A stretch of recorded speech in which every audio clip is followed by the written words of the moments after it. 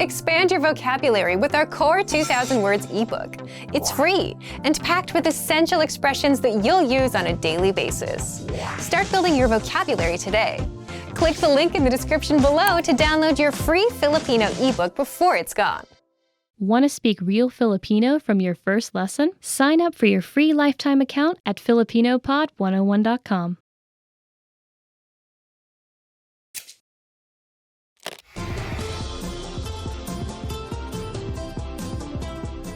Hello sa inyong lahat, ako si Erica. Ang Ati-Atihan Festival ay pinagdiriwang tuwing ikatlong linggo ng Enero. Ito ay ginaganap sa Kalibo sa probinsya ng Aklan. Sa pagdiriwang na ito, inaalala at binibigyang papuri ang Santo Niño. Sinasabing ang mga pista ng Sinulog ng Cebu at Dinagyang ng Iloilo ay hango sa pagdiriwang na ito. Sinasabing ito ang pinagmulan ng maraming mga kapistahang Pilipino.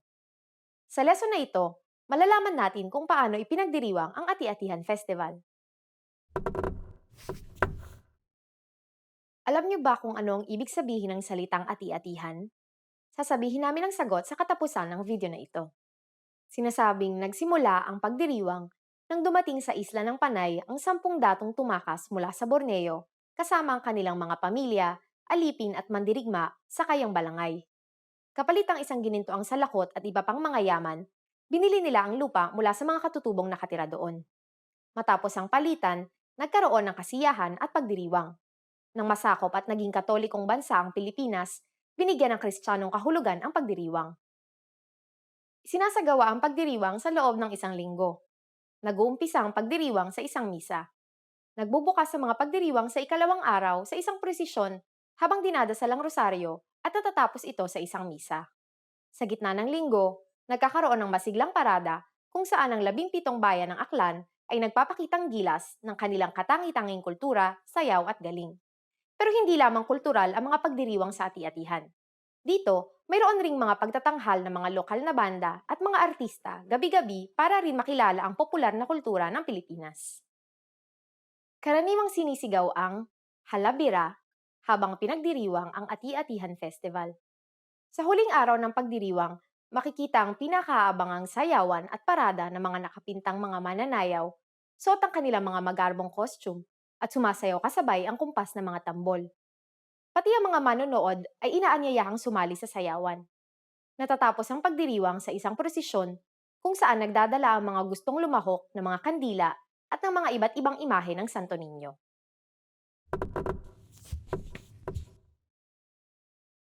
Sa bawat kalye na puno ng tagapanood, isang ekspresyon ang madalas na sinisigaw ng lahat. Halabira. Ito'y salitang Aklano na ang ibig sabihin ay ibuhos ang lahat o ibigay ang lahat. Kaya sa pag-aaral rin ng Filipino, tara, halabira. At ngayon, ibibigay ko na ang sagot sa tanong kanina. Alam niyo ba kung ano ang ibig sabihin ng salitang ati-atihan? Ang ibig sabihin ng ati-atihan ay magkunwari na parang aita. Ayon sa mga salaysay, pagdating ng mga datong tumakas mula sa Borneo, tinanggap sila ng mga aita. Bilang pasasalamat, sila'y naghanda ng pista kung saan nakapinta parang aita ang kanilang mga muka. Kamusta ang lesson na ito? May interesanteng bagay ba kayong natutunan? Nasubukan niyo na bang sumali sa isang pistang gaya ng Ati-Atihan Festival? Mag-iwan kayo ng komento sa filipinopod101.com. Hanggang sa susunod na lesson! Trying to learn Filipino? You need a filipinopod101.com free lifetime account. It's one of the most powerful language learning tools you can command, and signing up takes less than 7 seconds. So what exactly do you get that makes it so special? First, new lessons are published every week, and you get them for free. Enjoy learning with fun and effective audio and video lessons with real teachers. Make the most of your study time as our teachers help you hack Filipino and get you speaking in minutes. Second, free instant access to the first 3 lessons of every lesson series. Explore and try any lesson series that interests you, from beginner to advanced. Find teachers you love and lessons for your goals. Third, learn Filipino anywhere, anytime with the free companion app. Download it now for free for the iPhone, iPad, or any Android device, and have instant access to your free lifetime account and lessons anywhere, anytime. Fourth, boost your vocabulary with the free word of the day. Every day, receive one new word in your inbox that you can master in seconds. Want even more words? 5. Get complete access to our word and phrase lists. Wow native Filipino speakers with cool, topical, and seasonal words and phrases from our lists. And finally, number 6, the best for last. 7 days of unlimited access to our entire library of audio and video lessons. Premium study tools like line-by-line audio, word bank, and smart flashcards to help you learn lightning fast. Get your free lifetime account right now at filipinopod101.com. Sign up in less than 7 seconds. And the account is yours for free for life. So what are you waiting for? Get yours now.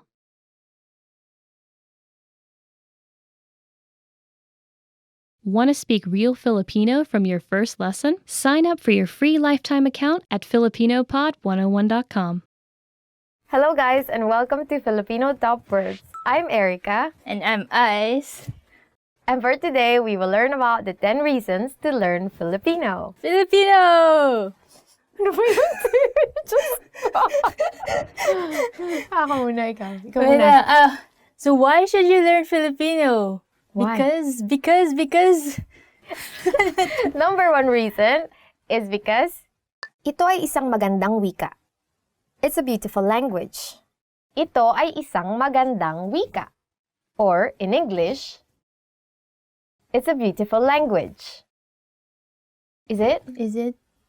Formal Filipino is very beautiful language. It's a very romantic language.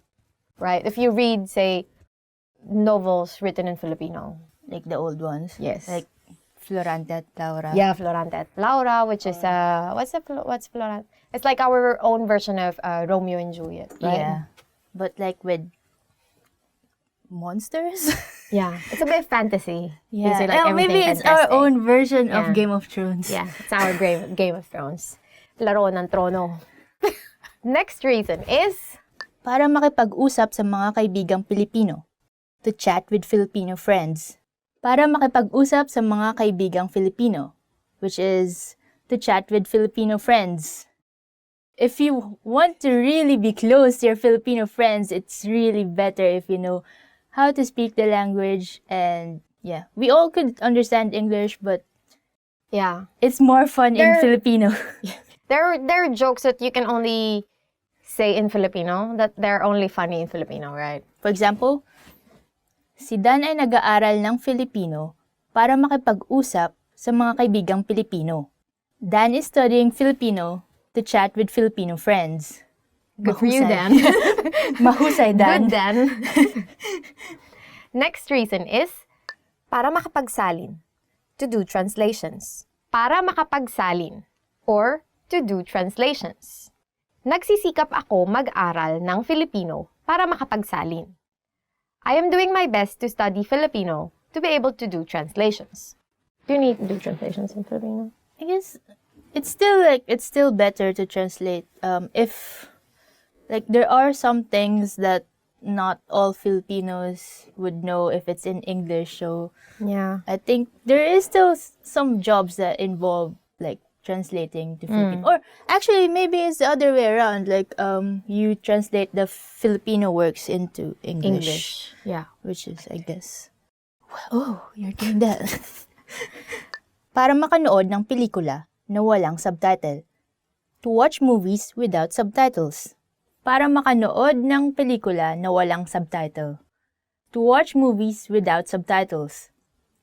Yeah, like, there are a lot of Filipino films, and like, I guess they would not be like in pure Filipino, but like, you know, Tagalog English. Because that's usually how people talk in real life. Yeah. It's a great reason to learn. Especially, I think, now that our indie movie Yeah. industry is booming. Exactly. So there's those kinds of movies that deal with concepts that are kind of hard to translate in English. So it's best if you, like, have those subtitles so you can be guided, right? It's best if you don't need the subtitles. Yeah, actually. So you already understand everything. Yeah. For example, 3 taong tuloy-tuloy nag-aral ng Filipino si Mary bago siya nakanood ng pelikulang walang subtitle. Mary studied Filipino for 3 straight years before she was able to watch movies without subtitles. Wow, 3 years? Do you think they could do 3 years? It's easier to understand movies because you see the reaction, non-verbal communication is still very important. So you put it into context, right? Yeah. The words being said. So actually, that's easier if you watch it in movies than just like reading books. Next reason is para manirahan sa Pilipinas. To live in the Philippines. Para manirahan sa Pilipinas. To live in the Philippines. Because it's more fun in the Philippines. It's also more traffic. It's also hotter. Depends on where you're coming from. So, for example, si Yutaro, that's in Filipino, right? Yutaro. You don't say Yutaro. Si Yutaro ay maninirahan sa Pilipinas kaya siya nag-aaral ng Filipino. Yutaro will live in the Philippines. That's why he's studying Filipino. Para maintindihan ang lyrics. To understand song lyrics. Para maintindihan ang lyrics. To understand song lyrics. For example, hindi ko inakalang malalim pala ang ibig sabihin ng kantang ito hanggang sa naintindihan ko ang lyrics. I didn't know that the meaning of this song was deep until I understood the song lyrics. This very, very interesting reason. What we call like OPM, or original Filipino music, is a very big industry. And we like singing a lot. So we always have lots of deep, romantic songs, right? Really deep love songs that you would only appreciate it if you know the lyrics. Just not just love songs, but Yeah. Even like maybe jingle. 90%. Yeah. Or maybe 90% is romantic songs. I don't know why. People are just like, they were hurt, those people. Who hurt them? I don't Okay, next. Para makagawa ng bagong mga kaibigan. To make new friends. Para makagawa ng bagong mga kaibigan. To make new friends.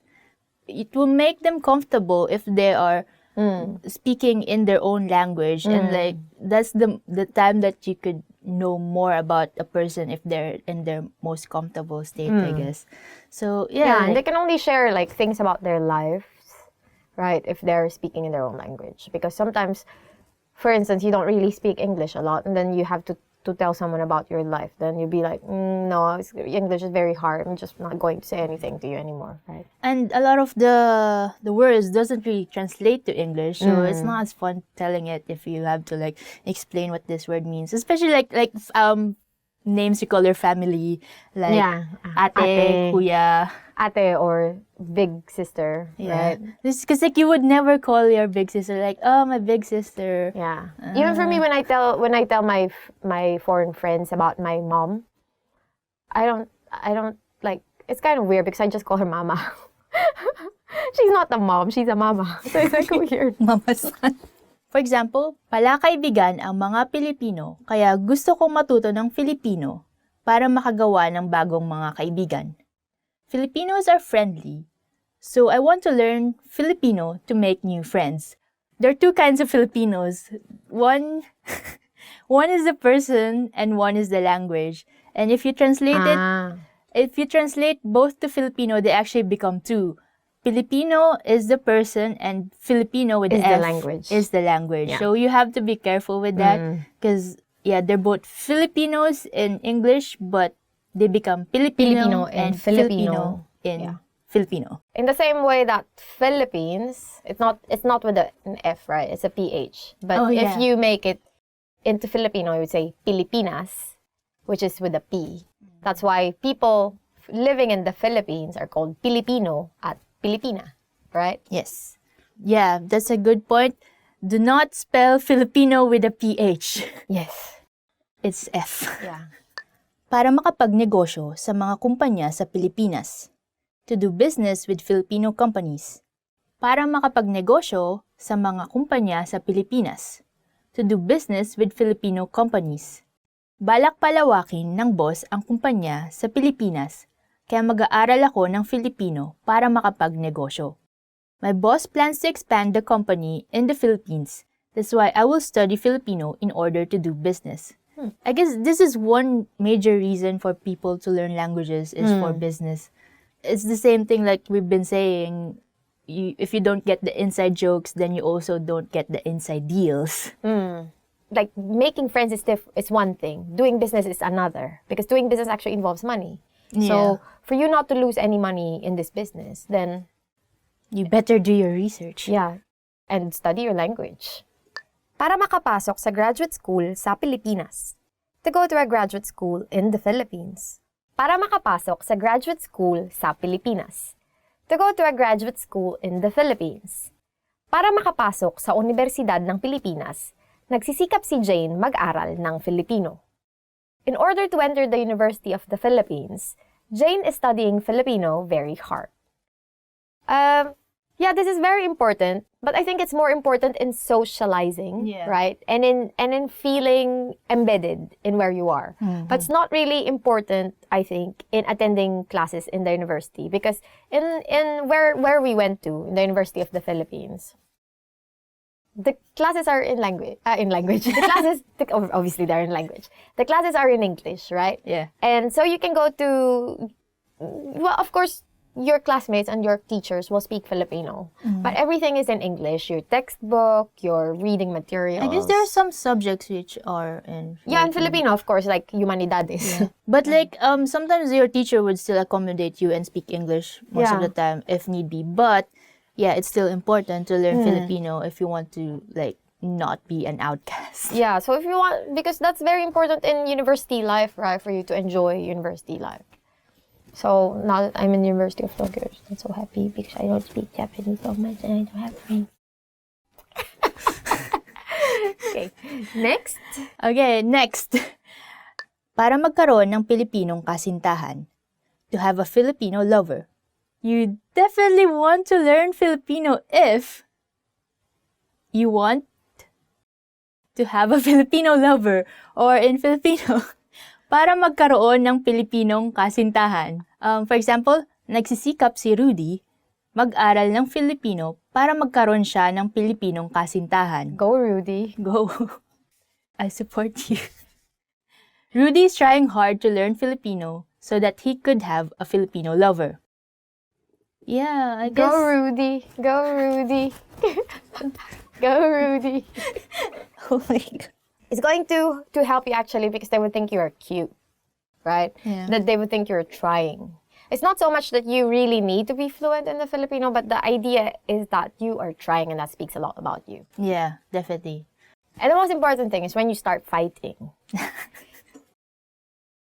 they will definitely turn back to their language, right? Because they're really mad. So if you're really mad, then you will start speaking your own language. So for you to understand what they're babbling about, better learn the language. That's enough reason. Yeah.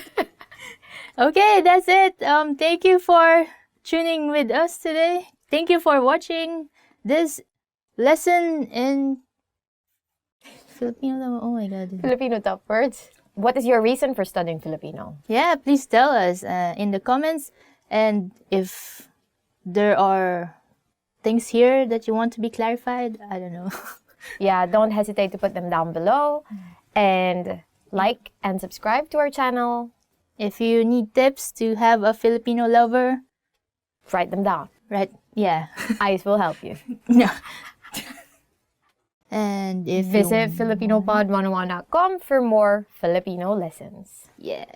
Thank For you. more Erica, more Ice. Ice. Hanggang sa muli. Hanggang sa muli. Paalam.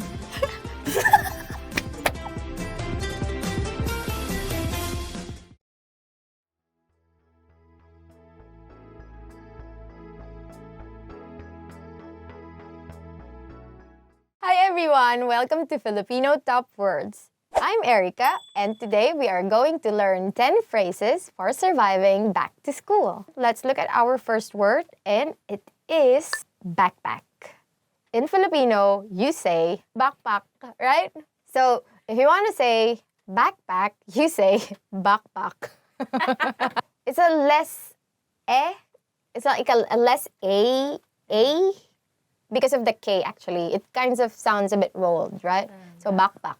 So if you want to say backpack, you say backpack. So, you want to ask your friend, which is easier to carry, a backpack or a shoulder bag? Then, you say in Filipino, ano ang mas madaling buhatin, backpack o shoulder bag? So, the next word is kaklase, or in English, classmate. So, for example, you have a very beautiful classmate in your school. So, in Filipino, you would say, sikat ang maganda kong kaklase sa buong paaralan. My beautiful classmate is popular in the school. Of course, where would she be popular? She's your classmate, right? If you say my beautiful friend is popular in the school, okay, yeah, but my beautiful classmate is popular in the school. Kaklase is like a general, like I said, it's just a term for classmate, right? We don't use it for any other thing, just classmate. Okay, so the next word is takdang aralin, or homework. In Filipino, you would say, nakikita ko ang halaga ng hindi pagkopya ng takdang aralin. I can see the value of not cheating on my homework. Good for you. Okay, next word is pagsusulit. This is very important, so remember this. It might come up in your exam. Nice. Because pagsusulit means exam. So for example, you want to be really sarcastic to someone who got a high grade in their exam. So you will tell them, ang mataas na grado sa pagsusulit ay hindi nangangahulugan na matalino ka. Or in English, a high grade in the examination doesn't mean you are intelligent. Hello, Supe. I have a friend, we're really friends, but in high school, he was the valedictorian. And I don't really study in high school, but he was the valedictorian. And then now we are always telling him, you only became valedictorian because you are good at memorization. And what's nice about him is that he admits it. That's why we're still friends. The next word is summer vacation. In English, it is summer break. Actually, it's also in English, summer vacation. But when we say summer break in Filipino, we don't use the term summer break, but we use summer vacation more, right? In Filipino, you would say, masaya ang summer vacation. Summer break is fun. Actually, in the Philippines, all year round it's summer. But it's not all year round it's vacation, no. It's just summer. And usually we have summer vacation from end of March, beginning of April, in time with the Holy Week, right? And that's actually the period when we have the hottest temperature. Sometimes around 40, right? 38, 40. Yeah, so it can get really hot. But because we have lots of beaches, there's always some place where you can go. And it's pretty cheap everywhere you go. And so summer break is fun. The next word is paaralan, or school. Probably, like many people, you have high hopes for yourself. So you want to say that you want to enter into a good school. So what you say in Filipino is, gusto kong makapasok sa magandang paaralan. I want to enter into a good school. Next word is pag-aaral, or to study. Ang pag-aaral ay isang pribilehiyo. In English, studying is a privilege. Whether you think of it as a privilege or as a right or as a responsibility, it's actually up to you. But hopefully you are studying hard. The next set of words are actually phrases / sentences that you will use when you go to school. Actually, you can use it also for different things. You just change some words in it. So the first sentence is, ito ang unang araw ng klase. Or, it's the first day of class. So you can also use it if you're working. You can say, ito ang unang araw ko sa trabaho. Or you can also use it for many things. Like you have a boyfriend or girlfriend. This is our first day together. So you can say, it's our first day together. Ito ang unang araw namin. So next sentence is, pareho tayo ng klase. Which in English is, we are in the same class. This is very useful actually if you're very enthusiastic to see your friend that you haven't seen since summer vacation. The next sentence is, anong mga klase ang kukunin mo? What classes are you taking? This, again, I think this is more applicable for college students, right? Because in the Philippines, especially, it depends on the university. But for example, the university where I went to, UP, right? Go UP. And I'm teaching English. So usually, if you want to be in the same class with your friend, Then you ask, what classes are you taking? That was it for today's lesson. Hope you learned something new. That was top 10 phrases for surviving back to school. And I hope you can practice and use them with your friends, with your classmates, with your kaklase, in your classroom, while you're wearing your backpack. So don't forget to like, subscribe, and share with us any thoughts that you might have. Bye-bye. Thank you. Hanggang sa susunod. Mali. Hanggang sa muli.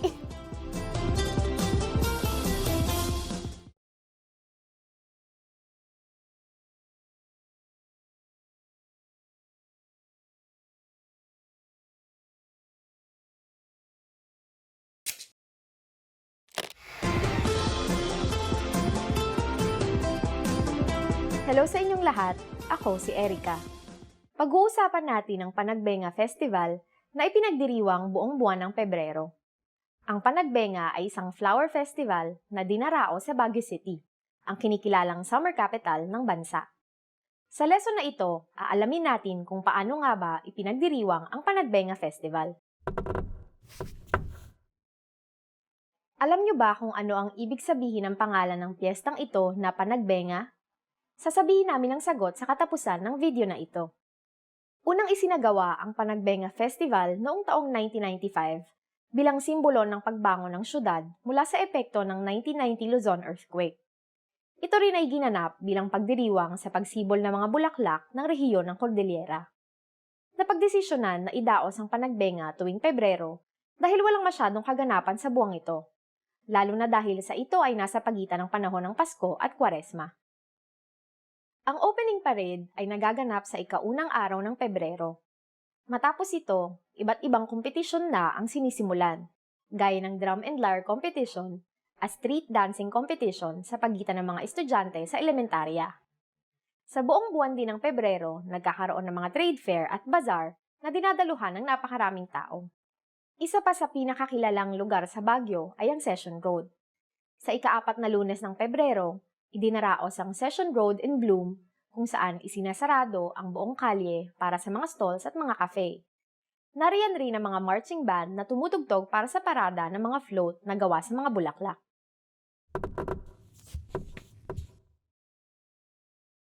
Alam niyo ba na noong unang idinaos ang Panagbenga, ipinagdiwang lamang ito sa loob ng 10 araw?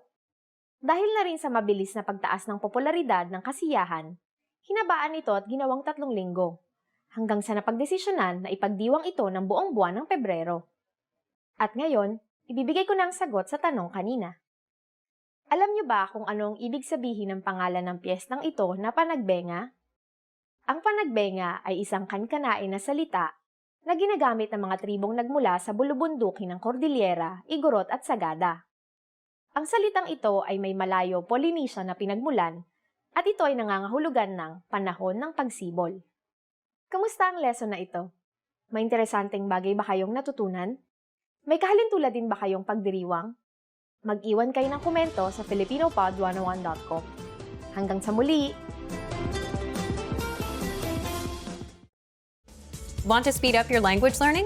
Take your very first lesson with us. You'll start speaking in minutes and master real conversations. Sign up for your free lifetime account. Just click the link in the description. Hi guys, welcome to Filipino Top Words. I'm Ice and today's topic is 10 phrases you always want to hear. Ang ganda mo ngayon. You look great today. Okay, the first phrase is ang ganda mo ngayon. You look great today. This is kind of a double-edged sword because if you say you look great today, did they look not great yesterday? But still, it's nice to hear, I guess. Ganda mo ngayon. Makeup ka. Miss na kita. I miss you. Next phrase is, miss na kita. I miss you. If you're away and they say I miss you, then that's fine, I guess, because like you're not together. But if someone says you and you've been hanging out like every day, that means something else. Like you're there but not there kind of thing. So see for yourself. So if you want to say that I really miss you, then you just say miss na kita. May bonus sa katapusan ng buwan. There'll be a bonus at the end of the month. Okay, the next Phrase that you always want to hear is, may bonus sa katapusan ng buwan. There will be a bonus at the end of the month. Yeah, this one, you'd want to hear this. Especially if you're like, not good with the bills. Napakagaling mong magluto. You're an excellent cook. Napakagaling mong magluto. You're an excellent cook. If you know how to cook, unlike me, and you give your friends some of the things you cook, and they say this to you, then always want to hear that. Yeah. Magpahinga ka. Ako ang maglilinis ngayon. Take a break. I'll do the cleaning today. Magpahinga ka. Ako ang maglilinis ngayon. Take a break. I'll do the cleaning today. Oh, yeah. Guess if you hear this, that would be very great as well. I need help with the cleaning. Tama ka. You're right. Okay, another thing you might want to hear is tama ka. Or you were right. Yeah, I guess you want to hear this when you're in an argument. Dinalhan kita ng isang special na bagay. I brought you something special. Next one is, dinalhan kita ng isang special na bagay. That means, I brought you something special. I want something special. Unlimited ang budget. The budget is unlimited. Next phrase you would want to hear is, unlimited ang budget. Or, the budget is unlimited. Definitely. If you want like, bunch of equipment, and they say to you, the budget is unlimited. Like, yeah! Ililibre kita. I'll treat you. Next one is, ililibre kita. Meaning, I'll treat you. Ah, so nice. Oh, many Filipinos love hearing this. So like, if you want to make Filipino friends, make sure to say this. Yeah. Ang bait mo. You're kind. Ang bait mo. Meaning, you're kind. Sometimes it's nice to know that like your kindness is being appreciated. So like if someone says this to you, then you'll feel happy, I guess. If you want to convey that they're very kind, just repeat the adjective. So it's gonna be, ang bait-bait mo. So that means you're very kind. Okay, and that's it for this topic. 10 phrases you always want to hear. And if you like this video, press the thumbs up button and subscribe to our channel somewhere. To learn more Filipino, please go to filipinopod101.com. And I'll see you next time. Salamat, thank you, paalam.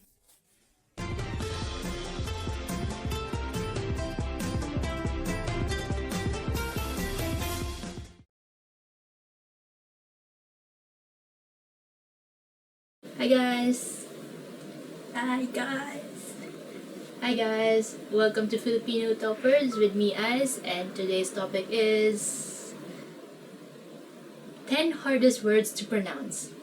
Okay, so just try and say these words, and I'm sure like your Filipino friends will be very impressed. Try practicing these words so you can pronounce it properly. Baba baba, going down. This first one is actually a sentence and it's just made of one syllable, which is ba. So it goes baba baba, it means going down. Baba means down, and bababa means going down, and the ba at the end is like our question marking particle. So baba baba. If you're going down and someone asks this to you, then you just reply with oo, meaning yes, or bababa. So bababa, bababa. It's like the longest conversation in Filipino using one syllable. Bulaklak, flower. Okay, next is bulaklak, meaning flower. For example, mabango ang bulaklak. The flower smells good. Dumadagundong, rumbling. Dumadagundong, meaning rumbling. Doesn't it sound like it's a rumbling noise? Like, dumadagundong. It's like all the bass in that word. For example, dumadagundong na ang bagyo sa labas. The storm is already rumbling outside. Dumadagundong. Dumadagundong. Dumadagundong. Di ka pani-paniwala. Unbelievable. Next is di ka pani-paniwala, meaning unbelievable. For example, di ka pani-paniwala ang sinapit ng pamilya niya. The plight of his family is unbelievable. Kagilagilalas. Astounding. Next is kagilagilalas, which means astounding. Hindi na ako nakakakita ng kagilagilalas na pangyayari. I no longer see any astounding events. Kinakailangan. Important. Next one is kinakailangan, meaning important. Kinakailangan laging maging tapat sa trabaho. We must always be honest at work. Kumukuti-kutitap. Twinkling. Next one is kumukuti-kutitap, meaning twinkling. So I guess the hard part of this is like the vowels, because like it's mostly oo, but there's like I and somewhere. Kumukuti-kutitap. I guess the only way to pronounce this is to remember all the syllables. Kumukuti-kutitap, twinkling. Ang between ay kumukuti-kutitap. The star is twinkling. How would you even sing like Twinkle Twinkle Little Star? Kumukuti-kutitap, kumukuti-kutitap. Try to say it very fast, like kumukuti-kutitap, kumukuti-kutitap, kumukuti-kutitap. Mamasa-masa. Moist. The next is mamasa-masa, meaning moist. You have to be careful of the accents here because masa means moist, but there's another word spelled the same called masa, which means the masses. So masa and masa. So just be careful to say it as masa.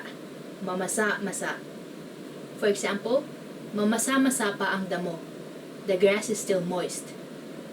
Misterioso.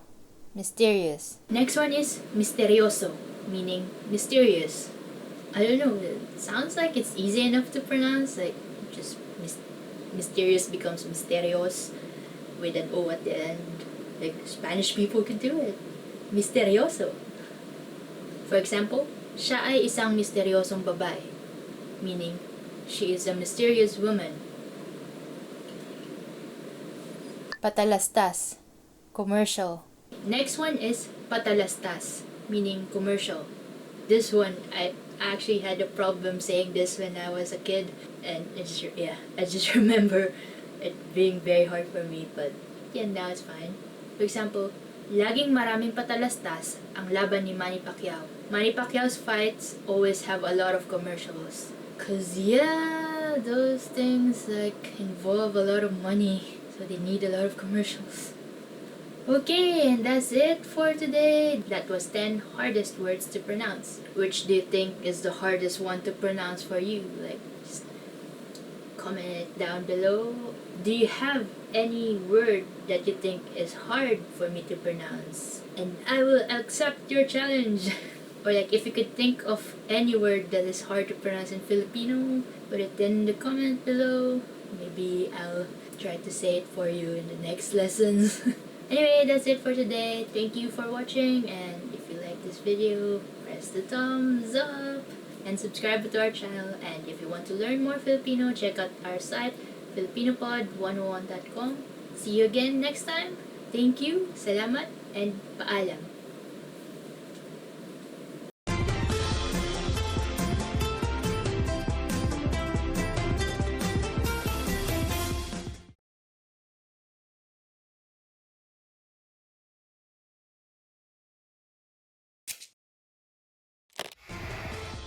Hi everyone, I'm Gabriella. How are your Filipino listening skills? In this video, you'll have a chance to test them out with a quiz. First, you'll see an image and hear a question. Next comes a short dialogue. Listen carefully and see if you can answer correctly. We'll show you the answer at the end. Are you ready? May isang babae na nagtatanong sa salesman sa isang tindahan ng libro. Anong libro ang gustong makita ng babae? Mawalang galang lang, gusto ko sanang makita yung libro sa istanteng iyon. Anong librong gusto mo? Yung tungkol sa mga kotse. Sandali lang.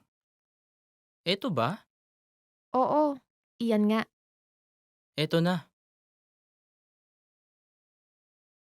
Anong libro ang gustong makita ng babae?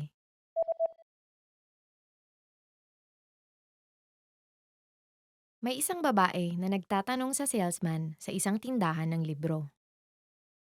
Anong libro ang gustong makita ng babae? Mawalang galang lang, gusto ko sanang makita yung libro sa istanteng iyon. Anong librong gusto mo? Yung tungkol sa mga kotse. Sandali lang. Eto ba? Oo, iyan nga. Eto na. Did you get it right? I hope you learned something from this quiz. Let us know if you have any questions. See you next time. Hello guys and welcome to Filipino Top Words. I'm Erica and for today we will learn about gift ideas you must know in Filipino. Laptop. Laptop. The first gift idea is laptop or laptop. Hindi na masyadong uso ang laptop ngayon. Laptops are no longer trendy recently. If you give a laptop for a gift, you're very generous, right? I mean, they're very cheap laptops, but still you're very generous if you're that generous, let's give. Pabango. Perfume. Pabango. Or perfume. Hindi ko alam kung anong pabango ang mabango. I don't know which perfume is fragrant. Giving perfume is a common gift, right? Perfume. When I was in high school, we have a very close teacher, and then because every Christmas we have gift giving, and then this teacher picked one of my classmates that he doesn't really know, so he was asking us, "Oh, what should I give to this girl?" And then we're like, "We don't know, but we don't know actually." And then he said, "Oh, what about perfume?" And then my immediate reaction was like, "Oh no, she might be offended." I don't even know why I said that. At the end of the story, he didn't give her a perfume. Aklat, book. Aklat or book. Ang isa sa pinakamagandang regalong ibigay ay aklat. One of the best gifts to give is a book. And this I definitely agree with. So I like receiving books. Love letter. Love letter. Next gift idea is love letter. Or in English, love letter. May mga taong mas gustong makatanggap ng love letter kaysa sa mga material na regalo. There are people who prefer love letters more than any material gift. And I'm not one of those. Just my boyfriend gave me a card. And I was like, what is this? Because usually you give a card with a gift, right? Like you have a gift and then you have a little card that says, "Oh, this is a gift for you." This is not the actual gift. But okay, some people just like it simple. That's why he gave me a bike. Camera. Camera. Camera. Or camera. Kapag ba may magandang camera ka, gaganda rin ang mga kuha mo. Will your photos improve if you have a good camera? In English, it doesn't sound so sarcastic. In Filipino, it sounds really sarcastic. I don't know why. But, I mean, if you're giving camera as a gift, wow, very generous. Disposable point and shoot, 300 pesos you can get one.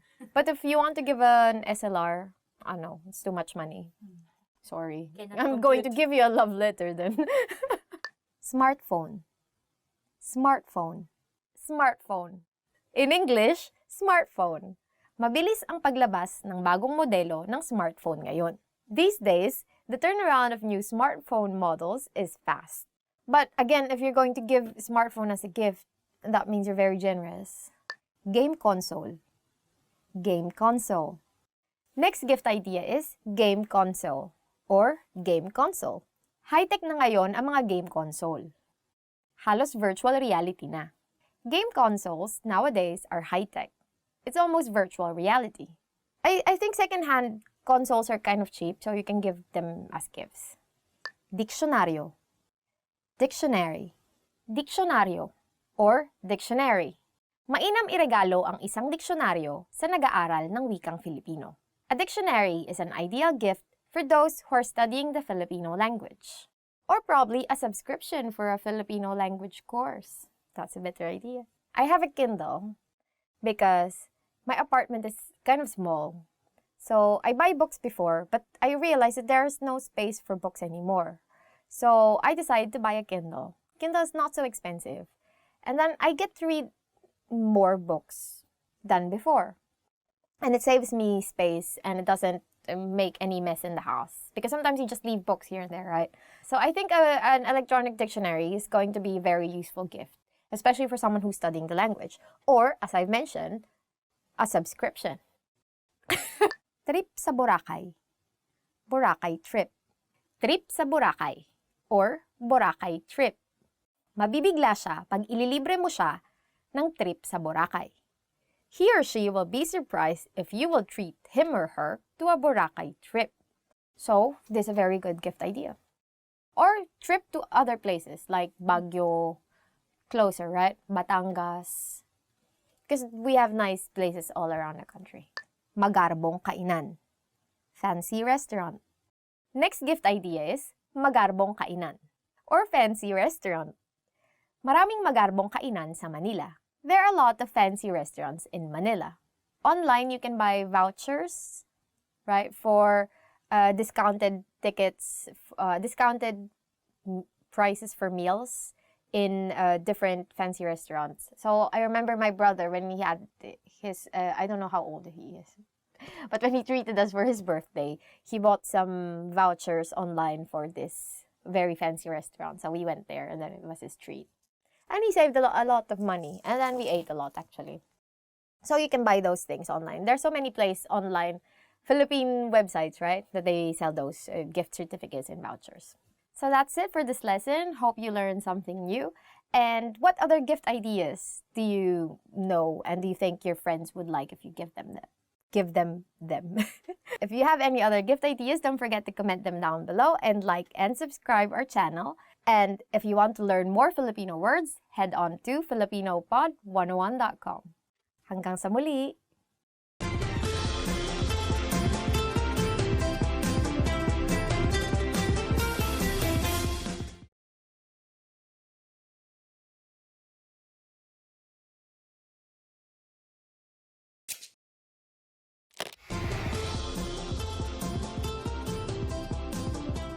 Hello sa inyong lahat, ako si Erica. Ang araw ng mga ina ay ipinagdiriwang taon-taon tuwing ikalawang linggo ng Mayo. Sa araw na ito, ipinapakita ng mga tao ang kanilang pasasalamat sa lahat ng ginagawa ng kanilang mga ina para sa kanila. Sa lesson na ito, aalamin natin kung paano ipinapakita ng mga Pilipino ang kanilang pasasalamat sa kanilang mga ina. Bago ang taong 1980, kailan ipinagdiriwang ang araw ng mga ina sa Pilipinas? Sasabihin namin ang sagot sa katapusan ng video na ito. Ang Pilipinas sa kasalukuyan ay nasa ika-8 sa mundo at ika-1 sa Asia bilang bansang kung saan mayroong pinakapantay na pagtingin sa parehong lalaki at babae. Kaya hindi na rin nakakagulat na ang araw ng mga ina ay isang malaking selebrasyon. Itinuturing itong day off ng mga ina mula sa pagluluto, paglilinis, pag-aalaga ng mga anak at asawa, at pagtatrabaho. Madalas makikita ang mga anak na nagbibigay ng card sa kanilang mga ina, habang ang mga asawang lalaki naman ay abalang nagluluto ng mga pagkaing paborito ng kanilang mga may bahay. Nakaugalian na rin ng mga pamilyang Pilipino na lumabas sa araw na ito para pasayahin ang mga ina ng tahanan.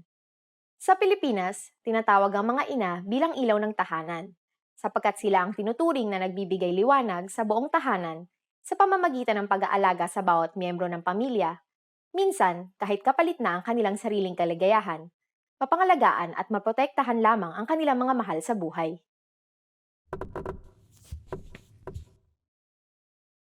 Dahil sa karaniwang malalaki ang mga pamilyang Pilipino, madalas na ipinagdiriwang ang araw na ito kasama hindi lamang ang mga ina, kundi pati ang mga lola, tiya, mga pinsang babae, at kahit sinong babae sa pamilya na may anak.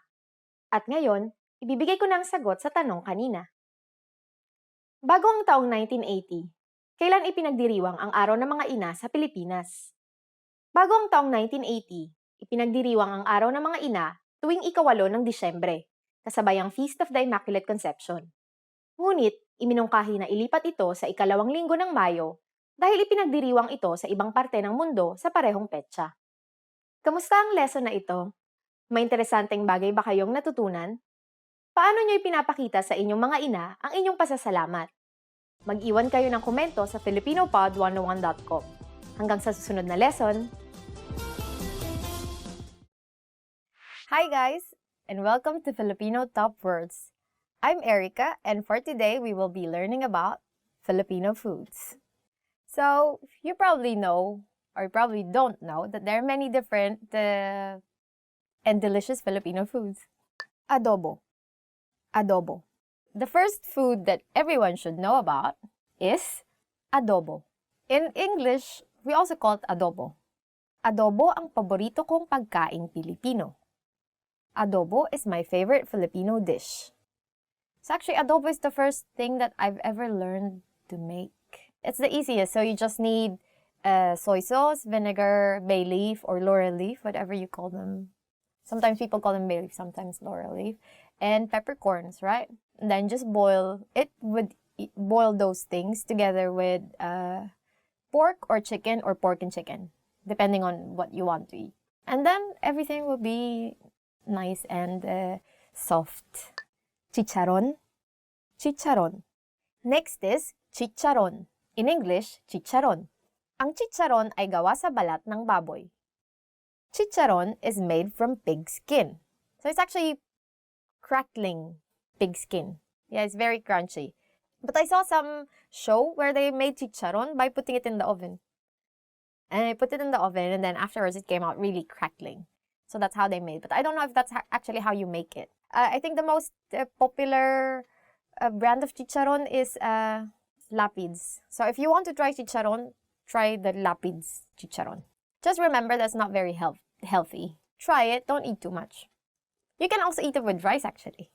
Durian. Durian. Next food is, or fruit is durian. Or actually just durian. Masarap ang durian kahit na may amoy ito. Durian, or durian, is delicious even if it doesn't smell good. Yeah, it actually doesn't smell good. But it tastes nice. To me, it just tastes like jackfruit. I don't know about you.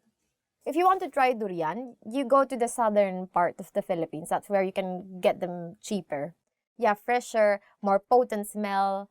Go to Davao, get them there fresh, and it's really good. Halo-halo. Halo-halo. Halo-halo. In English, halo-halo. Tuwing tag-araw, mabenta ang halo-halo. Every summer, halo-halo sells well. So halo-halo is made up of crushed ice with some sweet beans, with different fruits, and sometimes, what other stuff? Nata de coco, or like sweet coconut things. And also leche flan or caramel flan. That's actually how it is, like caramel flan. Or sometimes, what is it? Sweet yam. You know yam, right? Ube. And then sometimes, in some stores, they put ice cream on top of it. When I was young, my aunt actually sells halo-halo. So every summer, she makes halo-halo. And those are the best halo-halo. I don't really like halo-halo in other places. I only like her halo. But she didn't make them anymore because the way you make the crushed ice, it's very manual. Everything is manual. You have this small device, right? You know it, like, to do this with the ice. It's not like you buy crushed ice already. So you have this small, like this device. So for every what's this glass of halo-halo, it takes a lot of time for you to get crushed ice. So my friend here drew halo-halo. And this is it. So this is the crushed ice. And these are the stuff that you can put inside, like sweet beans, some fruits, and then this is the caramel flan or the pudding. And then sometimes they have ice cream here. And then you use the spoon to halo-halo or to mix everything. So that's it. Kare-kare. Kare-kare or peanut stew. Next food is kare-kare. In English, kare-kare. Or, if you really want to be fancy, peanut stew. Masarap magluto ng kare-kare si Joy. Joy cooks delicious peanut stew. If you've already noticed, we always like repeating words for the names of our food. Halo-halo and kare-kare.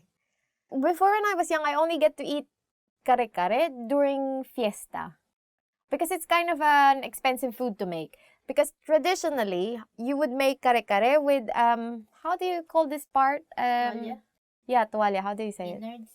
Like- Intestine wall? Something, I think, it's stomach walls, stomach lining, right? Originally, it's with stomach lining. So I think that's kind of hard to come by and a bit expensive because you make it with cow innards, right? But it's really good. And then now, people like to eat the fast food. So there's lots of mixes for kare-kare. And before, when you really want to make kare-kare, you have to grind the peanuts by hand, everything by hand, right? To make peanut paste. But now you can just buy mixes and stuff. But still, the original kare-kare is very good.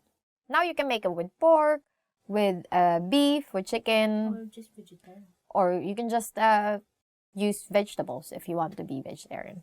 Because it actually has lots of vegetables. Because even though it's peanut sauce, it actually doesn't have, what do you call this? It has taste, but it's not salty, it's not sweet, as if there's no taste at all. So there's taste, but there's no taste at all. It's kind of weird. So you eat it with shrimp paste, or in Filipino, bagoong. Oh, it's so delicious. Okay. But I cannot eat paraga. It's not fiesta yet. Yeah. Lechon. Roasted suckling pig. Next is lechon, or roasted suckling pig. Tuwing Pasko, hindi mawawala ang lechon sa pagkaing Pilipino. Every Christmas, roasted suckling pig is always present in Filipino dishes. Lechon is expensive, so you only get lechon. It's an entire pig that's roasted. So usually, you roast it for a long time because you want everything to be even, right? The way it's cooked. And then at the end, you will get this really, crackling skin. Yeah, very, very crispy. And then you eat it with liver sauce. That's the best. You only get this usually every big festivals or in some families, Christmas. We don't do lechon for Christmas because in the city, you cannot really do actual lechon. But you can buy lechon. What happens is, you get lechon on Christmas, and then the next few days, you get lechon paksiw, which is the meat of the lechon cooked as a stew, right? With the liver sauce, and it's very good. That's my favorite, actually. I like lechon paksiw more than lechon. So this is lechon. I don't know if you can see. Aren't we going to insert pictures here? Here on this side, you will see lechon. Mangga. Mango. Mangga, or mango. Mura lang ang mangga sa Pilipinas. Mango is cheap in the Philippines, and we have the best mangoes. I have a Thai friend. He admits that we have. And those red mangoes that you get in the store, they're not real mangoes. If you want to try real mangoes, go to the Philippines. Yeah, so we have two kinds of mangoes, the yellow ones and the green ones. The yellow ones are the usual, very sweet, very fragrant, best fruit in the world, mangoes. The green one is the slightly sour ones that we call actually Indian mangoes. I don't know why. Because they're sour and because Filipinos really like to combine tastes, sweet, spicy, sweet, salty, sour together. So we eat this sour green mangoes with shrimp paste. Or sometimes salt if you don't have shrimp paste. And it's really delicious. We eat that always in high school after class. Sinigang. Sinigang. Tamarind soup. Sinigang. Or sinigang. Or tamarind soup. But actually, it's not just tamarind soup because you can have sinigang based in guava, sinigang based in some other sour things. Masarap ang sinigang dahil sa saktong asim na lasa nito. Sakto. Tamarind soup is delicious because of its pleasantly sour taste. So, you can make sinigang with pork or with shrimp or with fish. But my favorite is pork sinigang. What is yours? Pork also. Before when I was young, I liked shrimp sinigang. But then I realized I like shrimp better in either curry or just in butter sauce because shrimp is better in butter sauce. So, sinigang is best with pork. Dinuguan. dinuguan. Dinuguan. Or in English, dinuguan. Ang dinuguan ay ang dugo ng baboy. Dinuguan is pig's blood. Oh, but I like it. I like dinuguan a lot. Especially if dinuguan has more meat. Because some dinuguan doesn't have any meat at all. Just like the pig's blood. It's not pig's blood. It's coagulated pig's blood, isn't it? No, just a bit of coagulation there. But it's like a stew kind of pig's blood. What do you say? What does it mean? But it's very delicious. And I like eating it with rice because we eat everything with rice, right? Next is sisig. Sisig. Everyone's favorite, sisig. Or, in English, sisig. Ang sisig ay mas masarap pag sisling sisig. Sisig is sisig is even more delicious if it's sizzling. I think the original idea of sisig is chopped pig's face. So the meat that you use there in sisig is pig's face. So you just cut up everything, and then add some lime, liver, and then cut up everything, and then make it to a sizzling plate. So everything is as if it's fried, right? And then you add some what's this, like spicy things. Now in many restaurants you can order sisig in, say, pork sisig, right? Or tuna sisig. Tuna sisig is really good. That's it for today's lesson. Hope you learned something new. And have you ever tried any Filipino food? If you've tried something that we haven't said, please comment them down below and tell us if you like them or not. Or if you have tried the ones that we have said, please comment them down below and tell us if you like them. And hopefully you did. Because if you don't, then go. Get out. Bye. Don't forget to like and subscribe.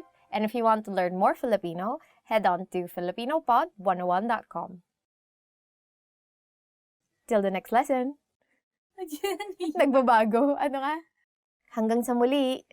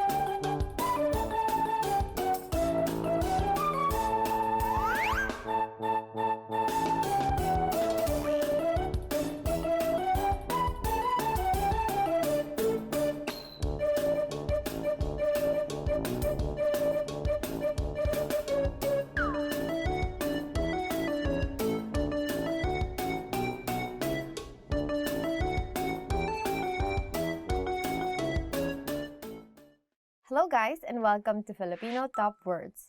I'm Erica, and for today, we will learn about the 10 compliments you always want to hear. Ang guwapo mo. You're handsome. 2 possible circumstances.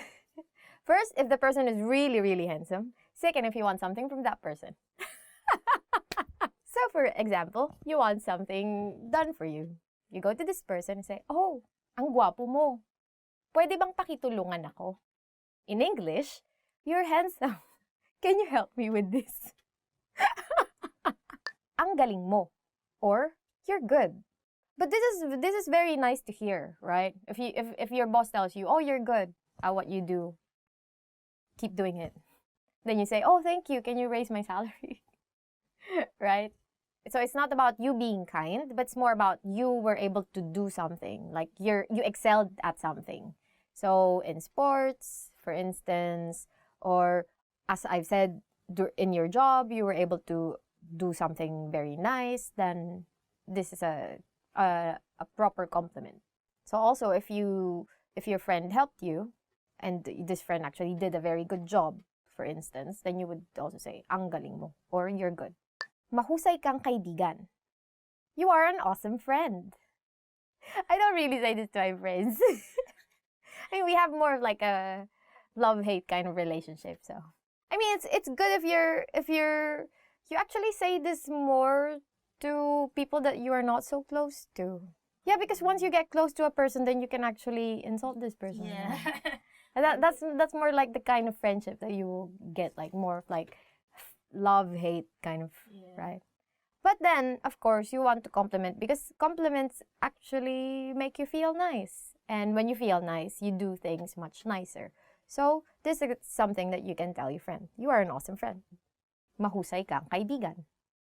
Mas maganda palalo ang iyong kalooban kaysa sa iyong panlabas na anyo. Your inside is even more beautiful than your outside. I think if I'm your friend, I won't even like this because I want my outside to be more beautiful than my inside. Because I'm vain like that. I don't care about what you think of me inside. As long as you think I'm beautiful. I think more people are going to like that one than this. I mean, if you tell this to someone, what would that person say? And this person would probably say, what do you think of me? I'm not beautiful on the outside. Right? It's not so nice, but you can try. Let's see how far you will go. But it's actually nice to compliment people inside. Kahanga-hanga ang iyong resume. Your resume is impressive. And this is very helpful when you are you're being interviewed. And if you hear this phrase, then that means you have a good chance of getting the job. Because that means your resume is actually very impressive for them. But sometimes, you know how HR people are, right? They just tell you, oh, your resume is very impressive, but I'm sorry, we found someone with a more impressive resume than you.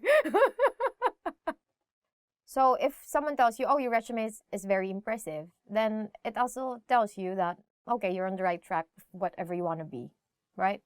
So I think that's very helpful. Magaling or great job. Saya no, great job. So this is a common phrase, common compliment that you will hear. So you can use it in many different circumstances, like you accomplished something. So if you also troubleshoot something, you're able to do it, then your boss will say, oh, that's good job or great job, better job, best job. Greatest job. Bestest job. Bagay sa'yo ang jacket na yan. That jacket looks nice on you. After you compliment them on the inside, you also compliment them on the outside, right? But your compliment only goes to the jacket, not per person. You can change jacket into whatever things. Bagay is, it fits you, right? So when you say bagay, other than it meaning a thing, right? Bagay also means it suits you. So you can say, that dress suits you. So bagay sa'yo ang bestida na yan. Or that hat suits you for whatever reason you're wearing a hat, right? So, or those glasses suit you. So that's actually a very useful compliment to learn. Maganda ang taste mo. You have good taste. So this is a very nice compliment if someone tells you, oh, you have very good taste in, say, furniture, right? Furniture. Or in clothes, or on, house decor, right? That's a very nice, because that means, we use the same word actually, taste. But usually we just say, maganda ang taste mo. Or okay ang taste mo, right? Okay ang taste mo. Which all means you have good taste. Maganda ang iyong ngiti. Your smile is beautiful. I think you only say this to to your prospective partners. You don't say this to your friends, right? Because if you say this to your friends, they'll be like, "What is wrong with you?" Right? So, maganda means beautiful. So, you can replace ngiti with many other things. So, you can say, bag. Maganda ang iyong bag. Or, your bag is beautiful. Or, maganda ang iyong buhok. Or, your hair is nice. Right? Maganda ang iyong damit. Or, your clothes are nice. So, you can change ngiti to something more appropriate for the occasion. But if you're courting someone, maganda ang iyong ngiti can actually help. But then, whoever you're courting is going to be like, what? I think it would be much better if you say, maganda ang ngipin mo. You have good teeth. Ang ganda mo. You look gorgeous. Or you look beautiful. Or you look pretty, depending on the level of prettiness. Right? Ang ganda mo, which means you look gorgeous or you look beautiful. Or you can also say, ang cute mo. Right? Which means you look cute. And we say this like for small people. Ah, you're so cute. Right? I have 2 close friends who are very, very petite. And they're really, really cute. They're like my kids. They're so cute. So, if you want to say that she or he is very, very beautiful, then you can just repeat words. So, ang ganda-ganda mo. Ang galing-galing mo. Right? So that means And then you can very- change your tone to make it sarcastic. So if you think that this person is actually not really good at this job, but you want to be sarcastic and say, ang galing-galing mo. And we like being sarcastic in Filipino, so you will hear that a lot. And that's it for today's lesson, and hope you learned something new. If you have heard any of these, comment them down below, and what do you think is the most useful among these things? Don't forget to like and subscribe to our channel, and if you want to learn more Filipino, visit filipinopod101.com. Hanggang sa muli, la la la.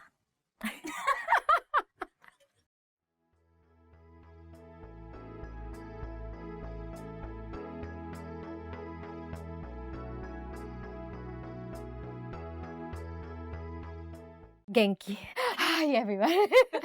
Hi everyone, I'm Erica and welcome to Filipino Top Words. For today, we will learn the 10 phrases you never want to hear. So let's begin. Nadagdagan ba ang timbang mo nitong nakaraan? Have you gained weight recently?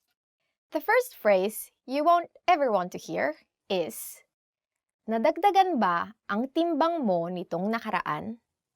In English, have you gained weight recently? I don't know. I also don't like hearing it, but I don't mind it. But I don't like hearing it. This is nicely put, actually. So for Filipinos, they would ask you directly, they would not ask you, they would comment on you. Oh, you look fatter, right? Or you look bigger. So in Filipino, you got a bit bigger or you got fatter, you became bigger. In Filipino is tumaba ka. But usually like that, like aunts, they see you, for example, you've been away for quite some time, you come back and then your aunts will be like, oh, tumaba ka. Right? Especially in the Philippines, you get lots of food every time you go to a restaurant. And there's another thing. Usually, you have your rice, right? And then you have your meat. And then you eat your rice with your meat. And then you realize, oh, I still have some more meat left. Then you'll get another serving of rice. And then you eat your rice. And then you eat your meat. And then you realize, I don't have any more meat, but I still have rice. And then, okay, I'll get another serving of meat. And then it's like, and it happens, you know. Mayroon kang puting buhok. You have gray hair. So the next phrase that you won't ever want to hear is mayroon kang puting buhok. Or in English, you have gray hair or white. When someone tells me I have gray hair, I immediately try to have it pulled. For me, for instance, I'm always like concerned. I just want my hair to be always like this really shiny black. And then, so we take care of it, right? Like you cover your hair also because too much sun can make your hair, what can damage your hair, like make it a bit lighter, almost brown. But I want my hair always to be black, so I'm kind of really very careful with it. Sinabi ko na sa'yo. I told you so. Sinabi ko na sa'yo. Or, I told you so. Who wants to hear this? No one, right? In any other language, no one to hear this, I think. Right? Because it just drives your mistake into your face. Like, you did this. I told you so. You should have done this. And if you're Filipino, your immediate response would be, obvious ba? Or isn't it obvious? Just leave. Ano nga yun? Because Filipinos can be very sarcastic also. So they would just be like, yeah, it happened. So, nothing can be done. So, what's the point of saying, I told you so? Tanggal ka na sa trabaho. You're fired. Tanggal ka na sa trabaho. Or, you're fired. So, if you're at work, do your job properly because they're paying you. Then might as well do it, right? Hindi ikaw ang problema. Ako. It is not you. It is me. The next phrase that you don't want to hear, especially if you're splitting up, is hindi ikaw ang problema. Ako ba siya? Ako. Charot. Which in English is, it's not you. It is me. Okay. It's you then. If you insist, go ahead. Salamat sa pagpapadala ng iyong resume. Ngunit, ang posisyon ay napuno na. Thank you for your resume. However, the position has been filled. The next phrase that no one ever wants to hear is actually not a phrase. It's actually 2 sentences. But still, you don't want to hear or you don't want to read, right? Is, salamat sa pagpapadala ng iyong resume. Ngunit, ang posisyon ay napuno na. Or, thank you for your resume. However, the position has been filled. Next. But this is a nice thing actually to receive, especially if you're applying, right, for jobs, because you're not left just waiting. So at least you know, okay, this is not for me. I'm going to move on, look for another boyfriend or another girlfriend. Usually goes. Dapat tayong makipagkita sa ibang mga tao. We should see other people. The next phrase you hopefully won't hear is, dapat tayong makipagkita sa ibang mga tao. Or, we should see other people. I don't know why it's so sad. It's all about rejection. So, hopefully you don't get to experience this. Kailangan natin mag-usap. We need to talk. So, the next phrase that you don't ever want to hear is, kailangan natin mag-usap. Or, we need to talk. I think in any circumstance, this is not a nice phrase to hear, right? Whether it be your boyfriend, girlfriend, or your boss, then this is never a nice phrase to hear. So what do you do when someone tells you, we need to talk? Magrosaryo ko. Well, because we are Filipinos and we're religious, then we start praying at the rosary. Ang pangit mo. You're ugly. Next phrase that you definitely don't want to hear directed to you is, ang pangit mo. Or, you're ugly. I mean, who would say this? Is there anyone who will say this? Will anyone say this? Super mean. Are you a kid to say this? Yeah. I think only kids say this, right? And even kids nowadays are kind of a bit politically correct. They don't really just say you're ugly. You are ugly. So if someone tells this to you, then just unfriend this person. You don't need that kind of negativity in your life.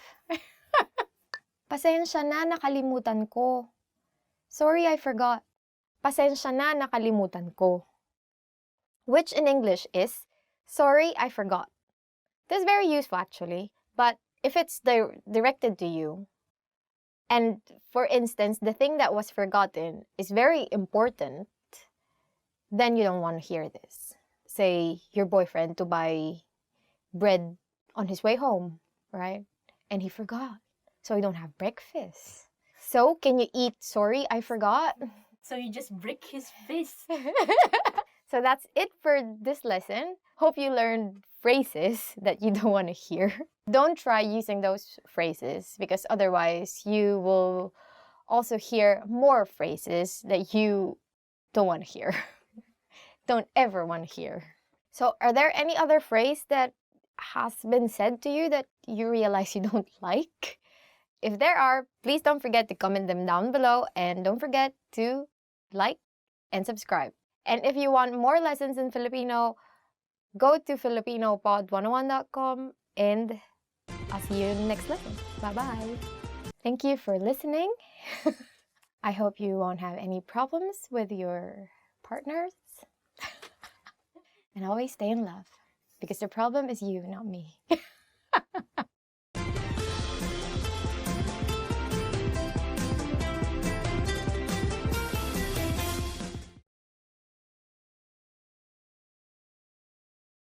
Hi, I'm Erica, and welcome to Filipino Top Words. Today we are going to learn 10 phrases to amaze native speakers. Salamat pero sa totoo lang, hindi ako isang native speaker. Thank you, but I'm not a native speaker actually. Salamat pero sa totoo lang, hindi ako isang native speaker. Thank you, but I'm not a native speaker actually.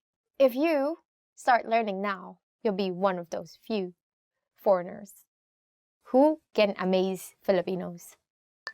Isang taon lang ang kinailangan ko para maging mahusay sa pagsasalita. It took me only 1 year to become fluent. Isang taon lang ang kinailangan ko para maging mahusay sa pagsasalita. It took me only 1 year to become fluent. So I don't know how easy actually Filipino is for foreign people. I don't know if in 1 year you'll be able to speak it. Probably like the basics of it, right? Because Filipino, you don't really need to learn new alphabet.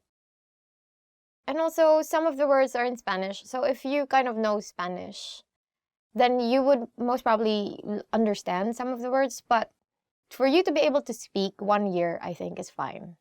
But for you to be able to actually understand all the nuances in the language, then 1 year is probably a bit too short. Makakapagsalita ako ng Filipino gaya ng isang Pilipino sa loob ng 3 taon. I'll speak Filipino like a native speaker in 3 years. Makakapagsalita ako ng Filipino gaya ng isang Pilipino sa loob ng 3 taon. I'll speak Filipino like a native speaker in 3 years. That's actually a good target, right? But of course, there's still so many things that you won't be probably like inside jokes, right? Like, or especially since Filipino language is like any other language is continuously evolving, right? Because we have lots of slang now, right? Like slang that you get from American slang and then also gay lingo, right? So all of those words, and then usually when you learn Filipino, you won't get to hear those slang or like street words. And most people actually use a bit of like casual, even in, they only use really formal Filipino in say formal situations, formal settings. So this is a good target, but good luck. 10 taon na akong nag-aaral ng Filipino. I've been learning Filipino for 10 years. 10 taon na akong nag-aaral ng Filipino. I've been learning Filipino for 10 years. That's actually very good.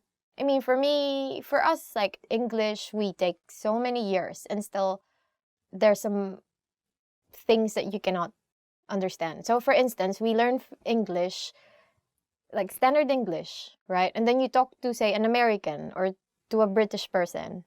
And then there are so many words that you cannot understand. But you cannot understand them because these are like, but it's like the usage of the words is different from how you learned it from the dictionary. Sometimes when you speak to them, you sound so formal. 10 years is very good. Kaya kong manood ng mga pelikulang Filipino nang walang subtitle. I can watch Filipino movies without subtitles. Kaya kong manood ng mga pelikulang Filipino nang walang subtitle. I can watch Filipino movies without subtitles. We are releasing so many indie movies recently. Those are really good movies, so please watch Filipino movies. And if you can see them without subtitles, very good. Kaya kong magkabisa ng higit kumulang mga 50 bagong salitang Filipino kada araw. I can memorize around 50 new Filipino words a day. Kaya kong magkabisa ng higit kumulang mga 50 bagong salitang Filipino kada araw. I can memorize around 50 new Filipino words a day. Oh, that's very impressive. I don't have memories. Masaya at madaling aralin ang Filipino. Filipino is fun and easy to learn.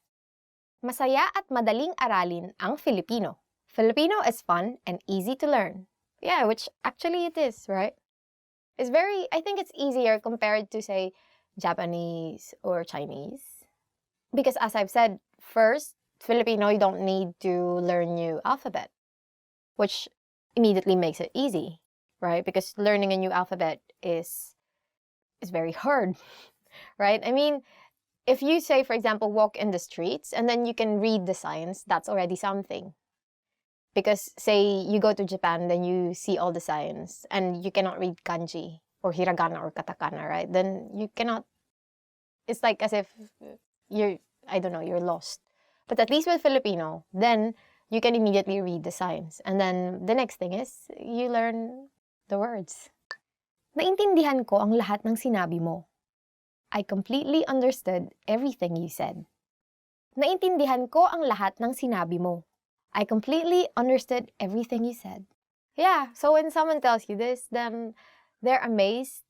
Yeah, so that's why they're just like, oh, great. So for example, someone tells you this very long explanation about something. Then, as a Filipino, you can simply say, gets ko. Because that's very Filipino actually, which means, I got it. Marami akong alam na slang sa Filipino. I know a lot of slang words in Filipino. Marami akong alam na slang sa Filipino. I know a lot of slang words in Filipino. It depends also when you use the slang words, because not in all circumstances can you use slang words, right?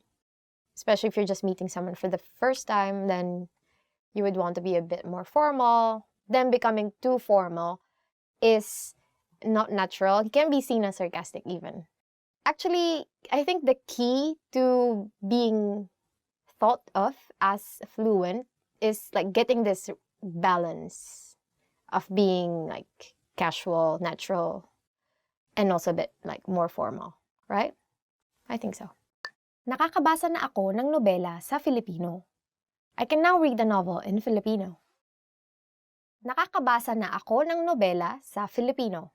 I can now read a novel in Filipino, which is very good. If you read actual like old Filipino novels, it's very, what do you call this, like flowery. It's like it really evokes emotions when you read Filipino novels. It's actually hard to write in really, say, old poetic Filipino now.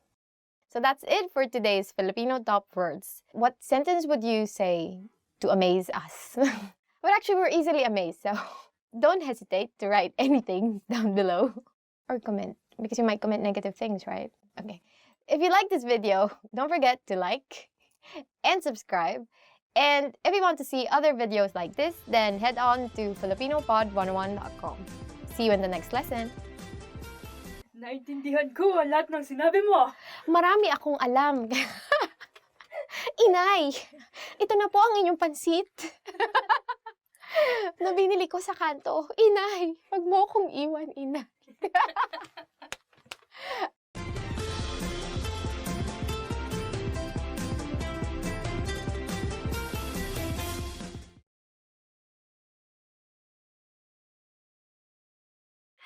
Hi everyone, my name is Erica, and welcome to Filipino Top Words. Our lesson for today is 15 must-know family words. Ta-da! Pamilya. Pamilya. Family. Our first word is pamilya or family. Anim kami sa pamilya. Anim kami sa pamilya.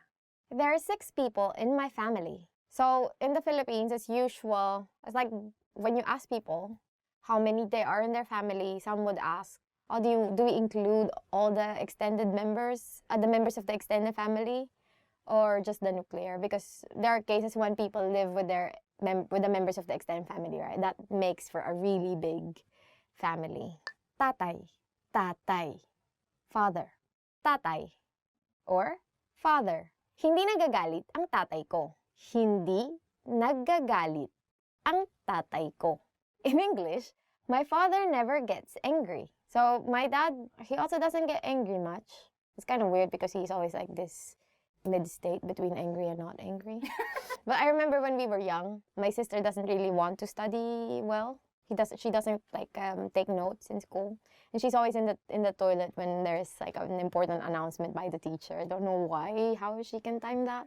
So usually when she comes out of school, she doesn't know what happened in class, and she doesn't know the assignment. She doesn't know anything. There was one time that he got really mad, so he made giliw. That's my sister's name, giliw, which means dear in Filipino. It's like a very cute name.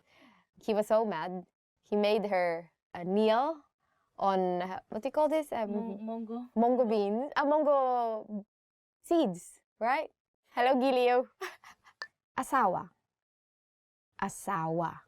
Husband or spouse. Asawa or husband. Ang aking asawa ay binalak magpari, ngunit buti na lang, hindi natuloy. Ang aking asawa ay binalak magpari, ngunit buti na lang, hindi natuloy. My husband planned on becoming a priest, but I'm thankful he didn't go through with it. Who thought of this? So in Filipino, actually, when you say asawa, it can mean both husband and wife. So actually, the best translation for asawa is spouse, right? So when you want to specify that the asawa that you're referring to is male or the husband, you would say asawang lalaki, right? He could have been a priest saving the world, but yeah, thankfully, he didn't go through with it according to the sentence. Or probably he's now regretting his decision. We don't know. Anak na lalaki. Anak na lalaki. Son. Anak na lalaki. Or son. Si Ted at Tina ay may 4 na anak na lalaki. Si Ted at Tina ay may 4 na anak na lalaki. Ted and Tina have 4 sons. When you want to say son, you would add lalaki, which is male. So anak na lalaki. Or if you want to say daughter, then you would say anak na babae, babae for female. Usually you just say, oh, my kid, right? My kid, actually. Ang anak ko, hindi na naman pumasok sa eskwelahan. My kid didn't go again to school. That was my mom's line every time when we talked about giliw. Because giliw really doesn't like taking down notes. Kapatid na lalaki. Kapatid na lalaki. Brother. Kapatid na lalaki. Or, in English, brother. Ang kapatid niyang lalaki ay napakatalino. Ang kapatid niyang lalaki ay napakatalino. His brother is extremely smart. Here, kapatid again is a gender-neutral word, which means sibling. So if you want to say brother, you would add lalaki to kapatid. So it would be kapatid na lalaki. Or if you want to say sister, then it would be kapatid na babae. Babae meaning female. In the family, there's always ways of calling brothers, sisters, right? So for an older brother, you would say kuya. For elder sister, you would say ate. Tío, tío, uncle. Tío or uncle. Ang tío ko ay masipag. Ang tío ko ay masipag. My uncle is hardworking. So usually, younger people would call uncles as tito. So they would just call them tito. You can also say tito to anyone like a bit at the same age as your tito. For instance, like you meet someone and then you start talking to this someone, but they're kind of like more of a like mom, dad image. So you would call the dad image as like tito, right? Something like that. Lolo. Lolo. Grandfather. Lolo or grandfather. Magaling mag-Ingles ang aking lolo. Magaling mag-Ingles ang aking lolo. My grandfather has excellent English. Biyenang lalaki. Biyenang lalaki. Father-in-law. Biyenang lalaki or father-in-law. Ang aking biyenang lalaki ay nakakatakot. Ang aking biyenang lalaki ay nakakatakot. My father-in-law is scary. Nanay. Nanay. Mother. Nanay. Or mother. Walang katulad ang aking nanay. Walang katulad ang aking nanay. There is no one like my mother. Because my mom is weird. She's very funny. I don't know. I think she was normal. Now she's a mom. When I'm away, I talk to her on Facebook video, right? Video call. And then so I talk to her. And the first thing that she noticed after so many things that I discussed with her, like, oh, this, like, how graduate school is, blah, blah. And then her immediate reaction is, oh, did you change your sheets? Kapatid na babae. Kapatid na babae. Sister. Kapatid na babae. Or sister. May isa akong nakababatang kapatid na babae. May isa akong nakababatang kapatid na babae. I have one younger sister. So this is the same thing that we discussed earlier with the word kapatid. So it's a gender-neutral noun.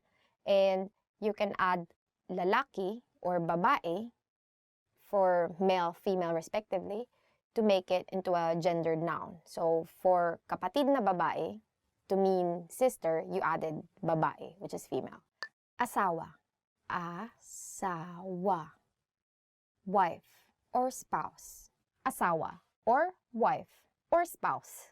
Ang aking asawa ay dating sumali sa Miss Universe. Ang aking asawa ay dating sumali sa Miss Universe. My wife was in the Miss Universe pageant.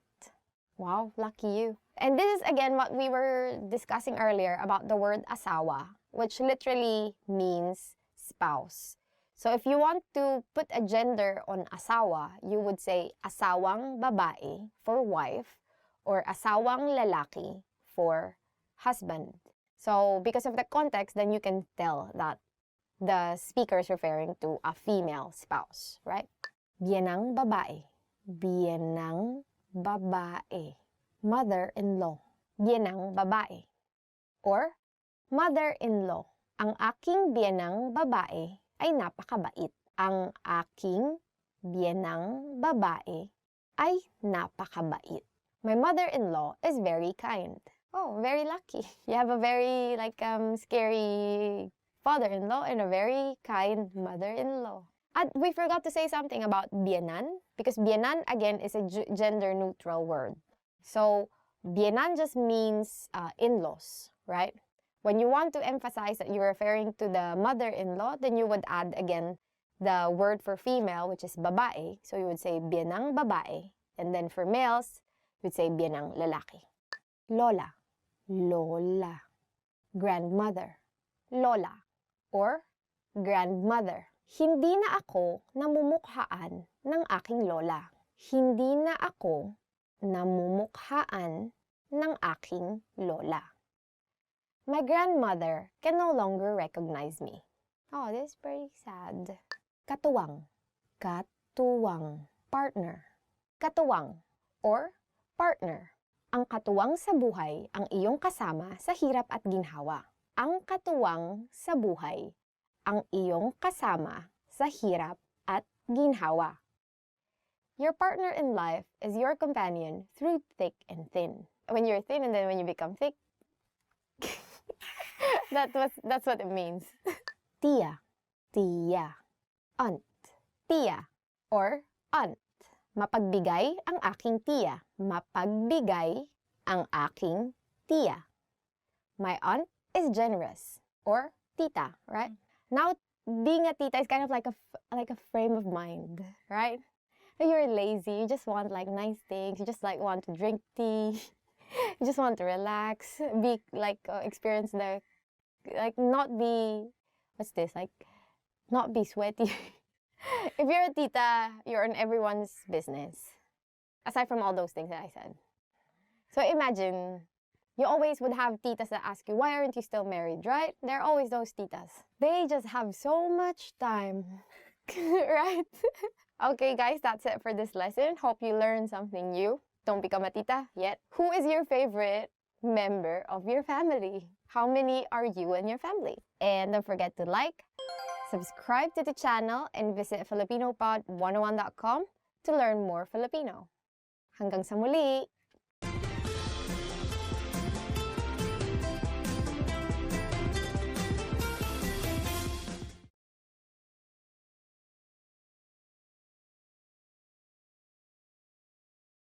Hi everyone, I'm Ice from FilipinoPod101.com. Do you know how to say I love you in Filipino? In this lesson, you learn 3 different ways to say I love you and a special phrase for Valentine's Day.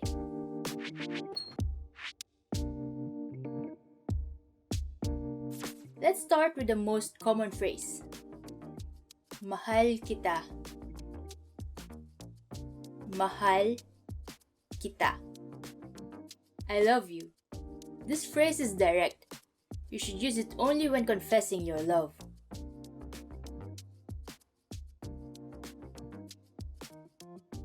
If you want to be less direct, you can use this phrase. Mahalaga ka para sa akin. Mahalaga ka para sa akin. This means you mean so much to me.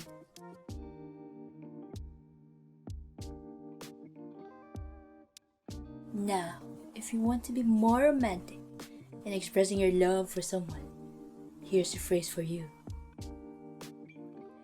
Hindi kayang ilarawan ng mga salita ang pag-ibig ko para sa iyo. Hindi kayang ilarawan ng mga salita ang pag-ibig ko para sa iyo. This means words cannot describe my love for you.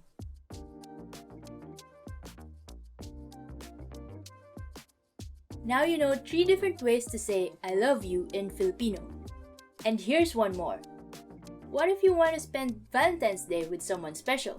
In that case, you can say, maaari bang ikaw ang aking maging Valentine? Maaari bang ikaw ang aking maging Valentine? This means, will you be my Valentine?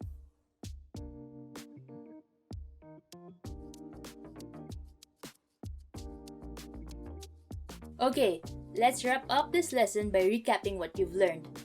Listen to the expression and repeat after me. I love you.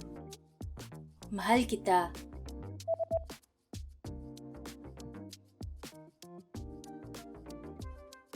Mahal kita. You mean so much to me. Mahalaga ka para sa akin.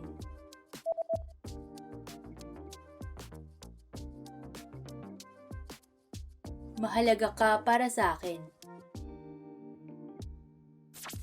Words cannot describe my love for you. Hindi kayang ilarawan ng mga salita ang pag-ibig ko para sa iyo.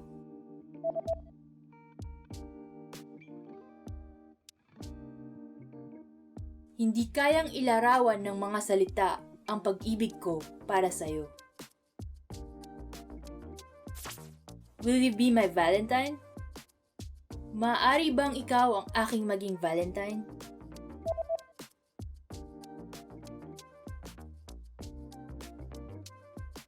Maaari bang ikaw ang aking maging Valentine?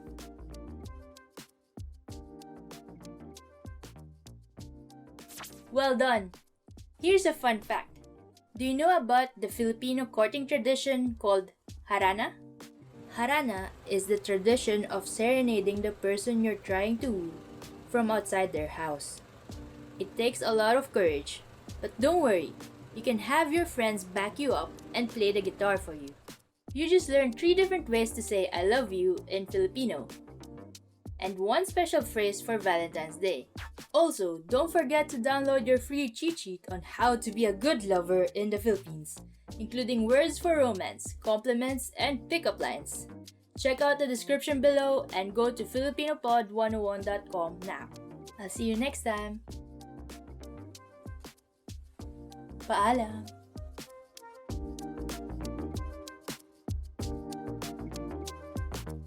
Filipino. It's probably... I don't know how to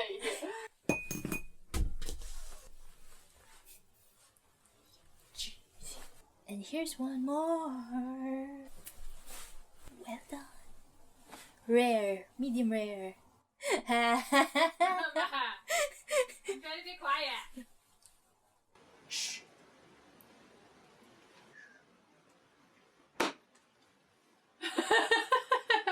Funny.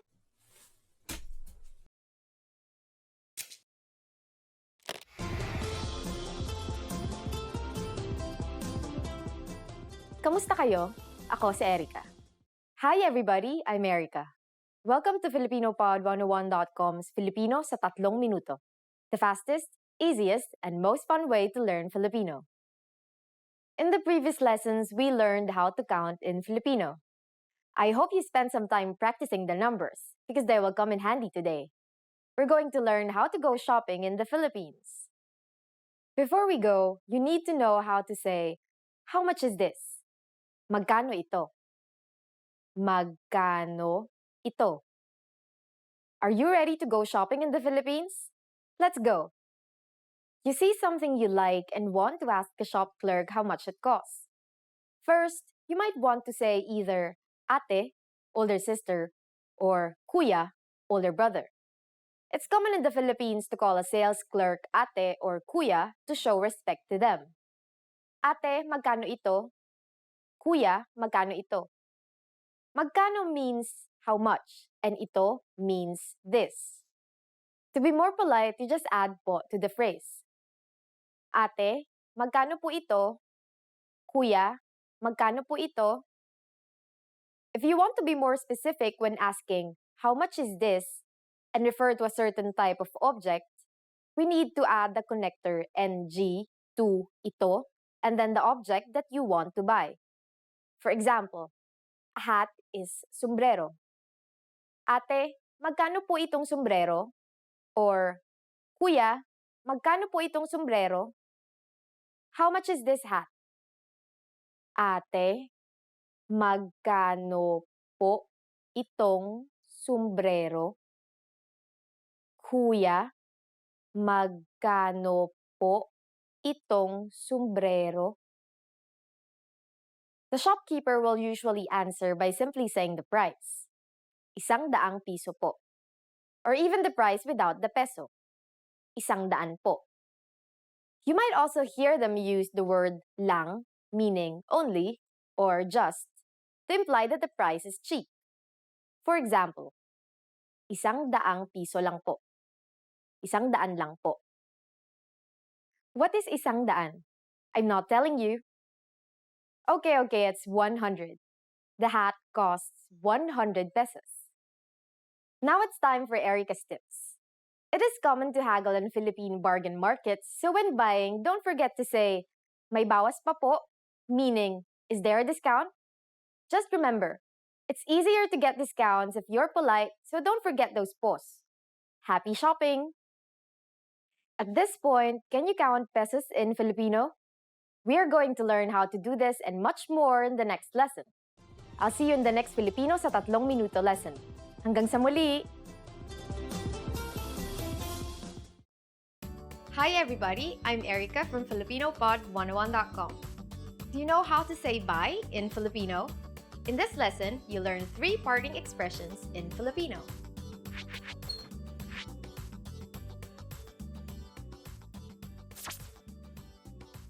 Let's start with the easiest one.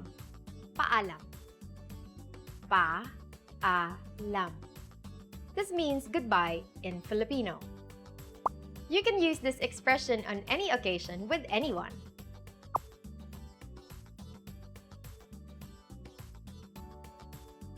If you want to be more formal, there's a different phrase you should use. Sige po, mauna na ako. Sige po, mauna na ako. This means, I'll go ahead, in Filipino. The word po makes this phrase polite.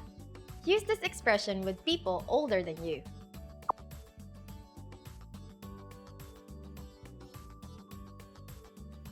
If you want to sound more casual, here's a phrase for you. Sige, mauna na ako. Sige, mauna na ako. This is a casual way to say bye. This phrase is used amongst friends and in other casual situations. It can also be used with close family members and relatives similar in age.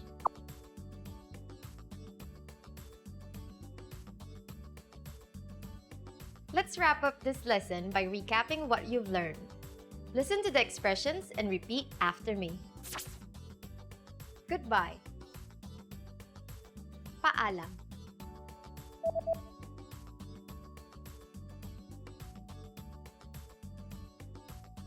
Paalam. I'll go ahead. Sige po, mauna na ako.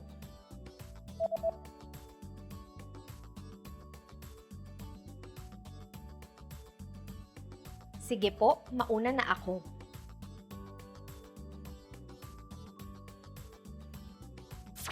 The casual way to say bye. Sige, mauna na ako.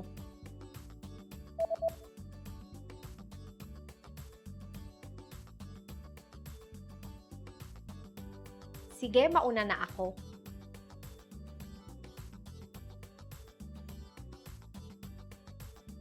Well done!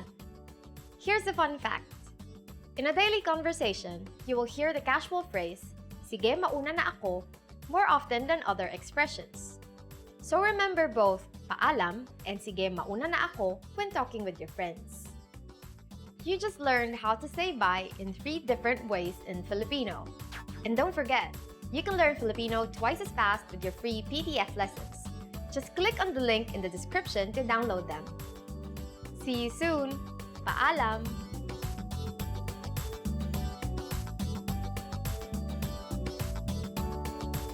Just clink, clink. Hi everybody, I'm Erica from FilipinoPod101.com. Do you know how Filipino people celebrate New Year's Day? In this lesson, you'll learn some important phrases about the Filipino New Year and some valuable cultural tips.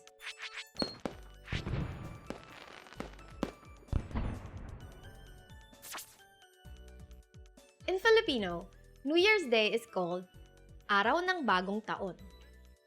Araw ng Bagong Taon.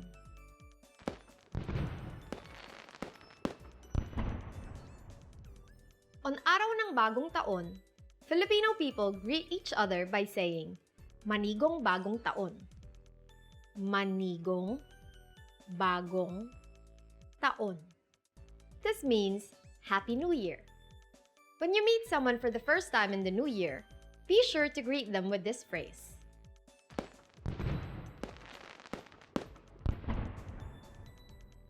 Filipino people also celebrate the holiday with special events and customs, with having a party being the most common. That's why you should remember this word.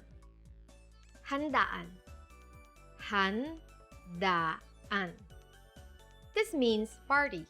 In recent years, going to street parties to welcome the new year has become a popular tradition in the Philippines, especially in Manila. This is partly because firecrackers are gradually being prohibited for individual use. Due to the massive amount of firecrackers used and because the people setting them off at home are not professionals, individual use of firecrackers brings danger to the neighborhood.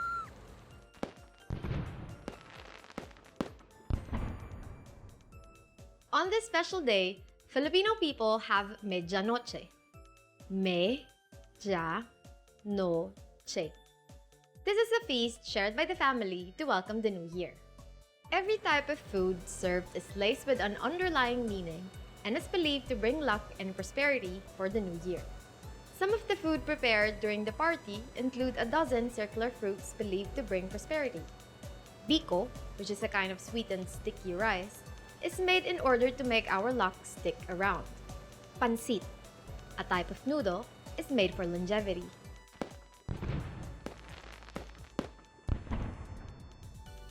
Let's wrap up this lesson by recapping what you've learned. Listen to the words and repeat after me. New Year's Day. Araw ng Bagong Taon.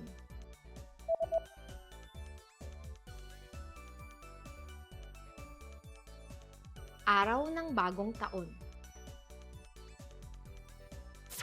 Happy New Year. Manigong bagong taon.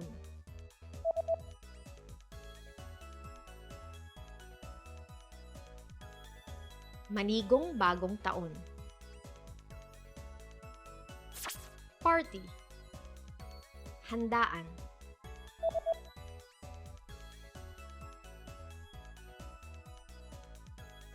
Handaan. A feast shared by the family to welcome the new year. Medianoche.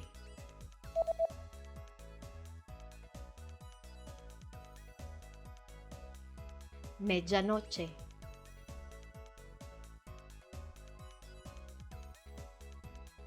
Well done! Here's a fun fact. Do you know what is a good outfit to wear on New Year's Eve in the Philippines? It is said that polka dots are the best design to wear on New Year's Eve. Filipinos believe that wearing something with circular patterns like polka dots will bring a prosperous year full of luck, especially when it comes to money. You just learned how Filipinos celebrate New Year's Day and some important facts about the holiday. And if you want to learn Filipino twice as fast, just click the link in the description and download tons of PDF lessons for free. See you soon! Hanggang sa muli!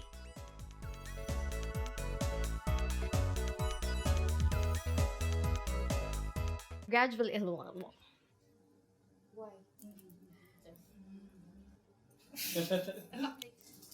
Maybe more in front.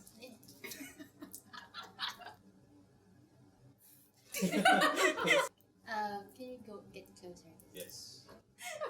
That didn't look very good.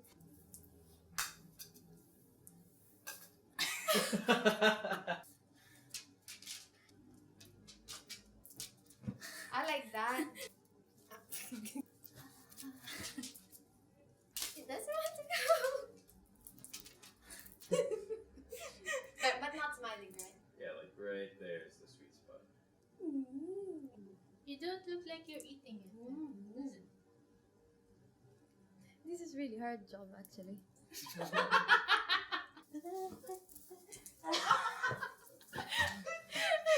I think that's enough.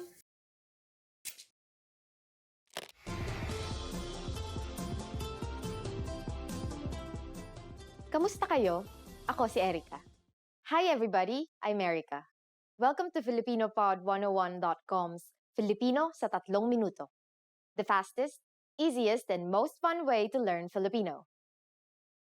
In the last lesson, we learned the phrase, mawalang galang lang po.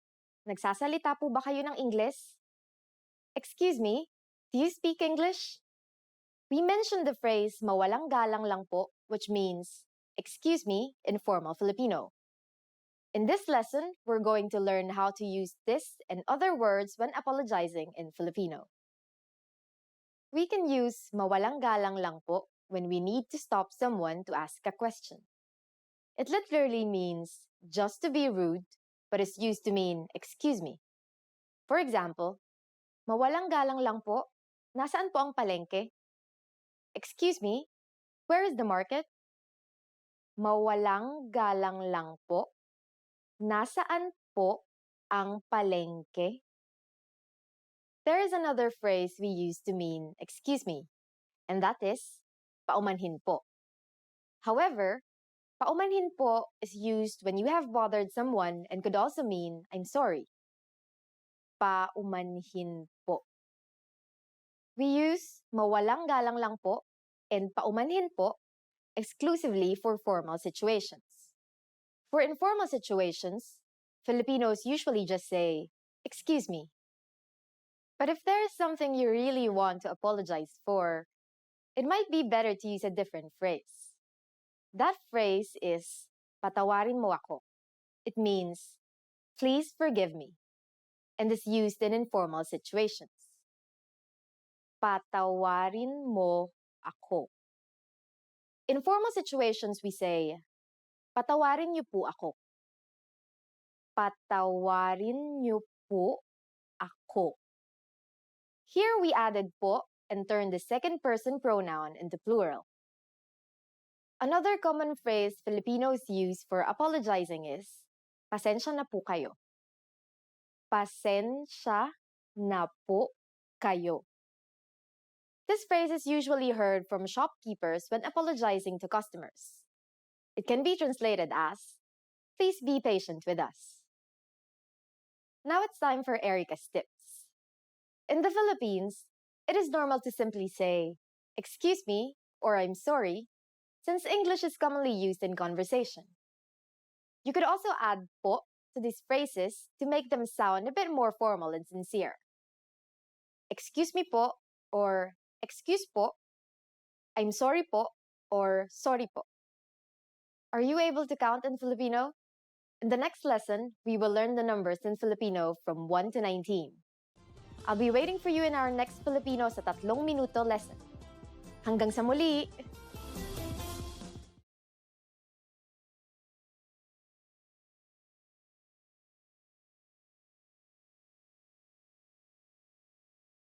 Hi everyone, kamusta? I'm Erica, and welcome to Filipino Top Words. So for today's lesson, we are going to talk about top 25 verbs that you will need when you go to the Philippines. So let's go ahead and get started. Maging, to become. Maging, to become. Maging can mean to be or to become. Mahirap maging hindi tapat sa sarili. It's hard not to be honest with yourself. Gustuhin, to like. So next word is gustuhin, to like. Nagustuhan niya ang pinadala mo. She liked what you sent. Gawin, to do. Next word is gawin, which means to do. It's easier said than done.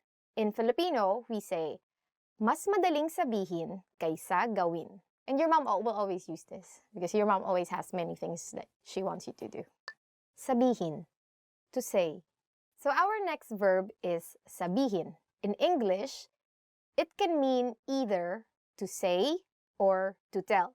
So for example, we want to say in English, don't tell our secret to anyone. In Filipino, you would say, huwag mong sabihin ang sikreto natin kahit kanino. Ipaliwanag, to explain. Ipaliwanag, to explain. Dapat ipaliwanag ng guro ng mabuti ang paksa. The teacher should explain the matter thoroughly. So for example, you're resting, looking at your phone, and then here comes your mom and tells you, magpaliwanag ka. Explain. This is very useful when you have to talk to your mom. Marinig, to hear. Marinig, to hear. Hindi kita marinig. I can't hear you. Again, you can use this when you're talking to your mom. Probably you can tell her, I didn't do this because I didn't hear you tell me do this. That's a very unsatisfactory answer for your mom all the time. Pumunta, to go. Pumunta, to go. So we can say, gusto kong pumunta sa Palawan. I want to go to Palawan. Tara na, biyahe tayo. Alamin, to know. Alamin, to know. Gusto kong alamin kung mas mahirap bang matutunan ang Japanese o Chinese. I want to know if it's harder to learn Japanese or Chinese. Compared to Japanese or Chinese, Filipino is easier, right? So, please take the time to study Filipino. You will take less time than studying Japanese than if you go and study Japanese or Chinese. So, you know what to learn. Kunin, to take. Kunin, to take. For example, we want to say in English, please take the bill so that we can leave already. In Filipino, what you will say is, kunin mo na ang bill natin para makaalis na tayo. So when you go to the Philippines and you eat at a restaurant and you want to ask for the check, just do this hand sign. Makita, to see. Makita, to see. Huwag kang mainis pag nakita mo. Don't get annoyed when you see it. So, what are the things that you get annoyed when you see? Dumating, to arrive. Dumating, to arrive. Dumating na ang pinakahihintay mong balita. Your long-awaited news has finally arrived. Isipin, to think. Isipin, to think. Isipin nating mabuti bago magdesisyon. Let's think of it thoroughly before making a decision. Actually, this is very important because every day of your life you have to think. Tumingin, to look. Tumingin, To look. Huwag kang tumingin sa malayo pag may kausap ka. Don't look far away when you're talking with someone. Because obviously you're talking with someone, right? How would it feel like if you're talking to this person face to face and you're looking at the side like this? Naisin. To want. Naisin. To want. I want to become an engineer rather than be a doctor. Mas nais kong maging inhinyero kaysa maging doktor. Magbigay. To give. Magbigay. To give. For example, someone asks you, oh, who can give me advice on something? And then you say, Alex gives excellent advice on whatever that is. In Filipino, how you would say it, magaling magbigay ng payo si Alex. Gamitin. To use. Gamitin.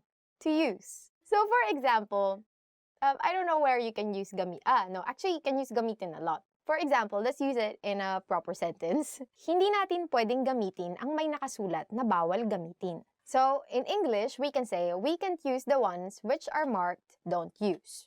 I have a pretty straightforward, don't use it. Hanapin, to find. Hanapin, to find.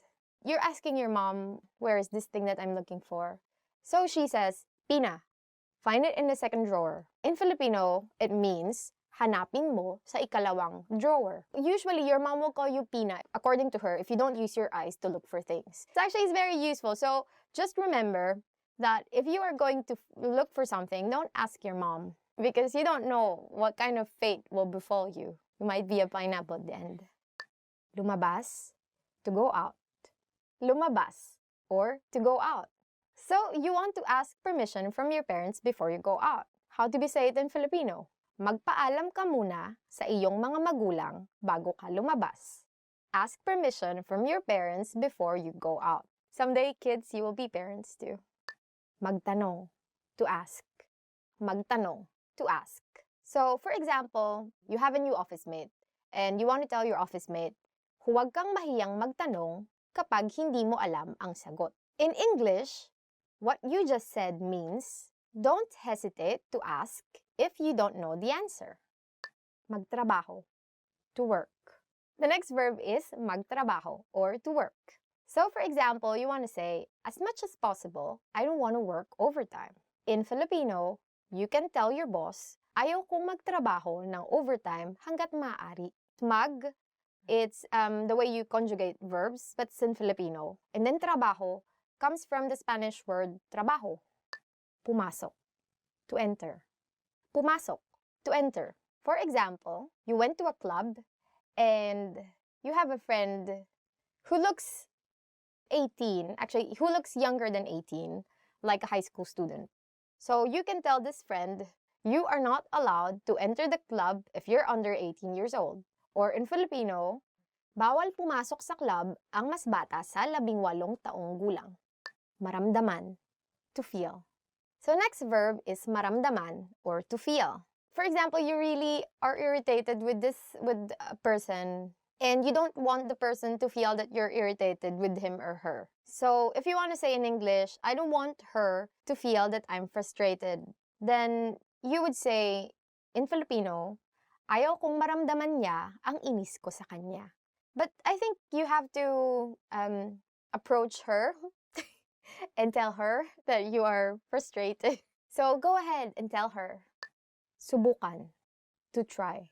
Subukan. This again, some like really inspiring example sentences that we have here. You want to say to your friend, because you want to be really encouraging, why don't you try it before you say that you can't? And assuming that this friend cannot understand English, then you would have to learn the Filipino. You would say, bakit di mo subukan bago mo sabihin na hindi mo kaya? Mag-iwan, to leave. Mag-iwan. It actually means to leave something. You want to say in Filipino, mag-iwan ka ng 500 pesos or ng 500 piso para pambili ng pagkain. In English, please leave 500 pesos to buy food. Tumakbo, to run. Last verb for this lesson is tumakbo, or to run. So, for example, you are running and then you realize it's 200 meters already.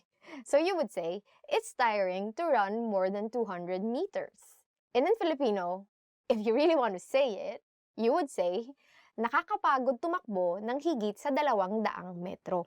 So that's it for our lesson for today. Don't forget to like, subscribe, and comment. Do you have any other Filipino verbs that you know that didn't make it to the list? Go ahead and don't hesitate. Please subscribe. Stay here until the next lesson begins.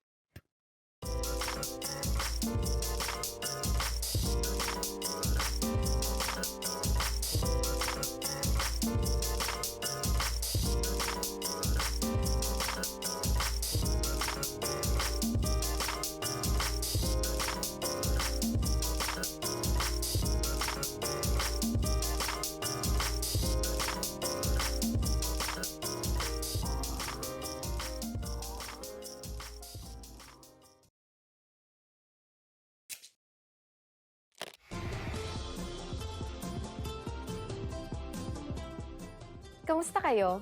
Ako si Erica. Hi everybody, I'm Erica. Welcome to FilipinoPod101.com's Filipino sa 3 minuto. The fastest, easiest, and most fun way to learn Filipino. In the last lesson, we learned the numbers from 1 to 19. Do you remember them? Well, let's not stop there. Now I'll give you the tens. 20. 20. 30. 30. 40. 40. 50.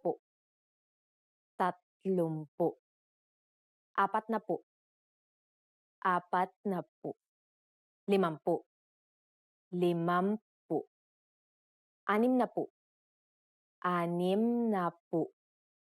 60. 60. 70. 70. 80.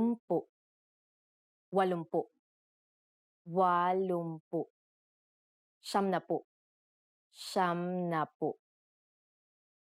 Just like 11 to 19 from the last lesson, the tens also has a common formula. It is the numbers 1 to 9 plus connector plus pu. As I mentioned, the connector is usually NA if the letter before it is a consonant and NG if the letter before it is a vowel.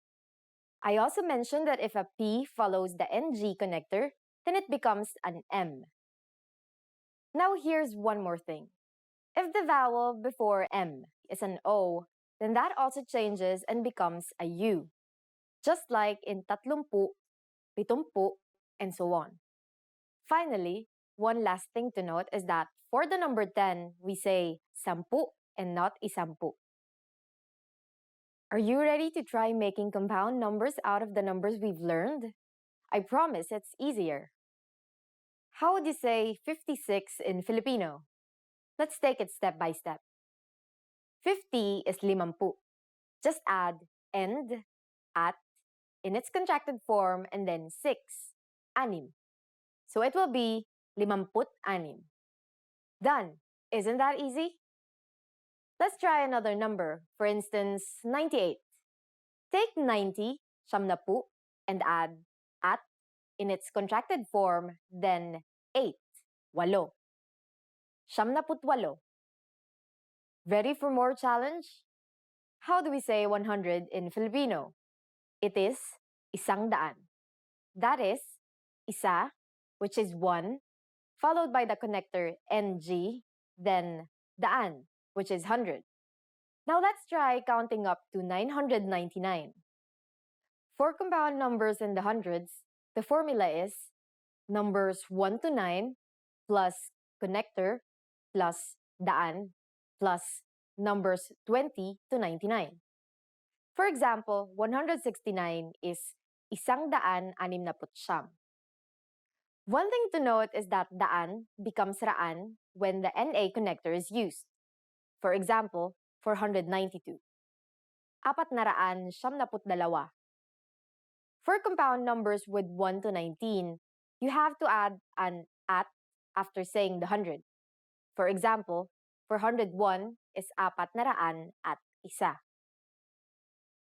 And now it's time for Erica's tips. Conjugation may be the trickiest part in learning Filipino, but it is done mostly to make sentences sound more natural and easier to pronounce. So don't worry if you can't nail it down yet. People will still understand you. Just keep practicing and you'll get the hang of it. Can you believe it? After only 2 lessons, you can now count up to 999 in Filipino. In the next lesson, we are going to put your number knowledge to use.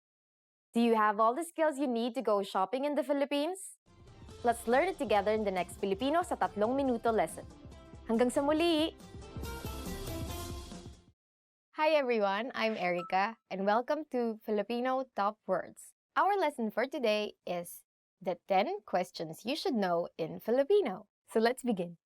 Anong pangalan mo? What's your name? The first question that you should know is, anong pangalan mo? In English, what's your name? So, how do you answer this question? For instance, my name is Erica, so in Filipino, I would say, ako si Erica, or I'm Erica.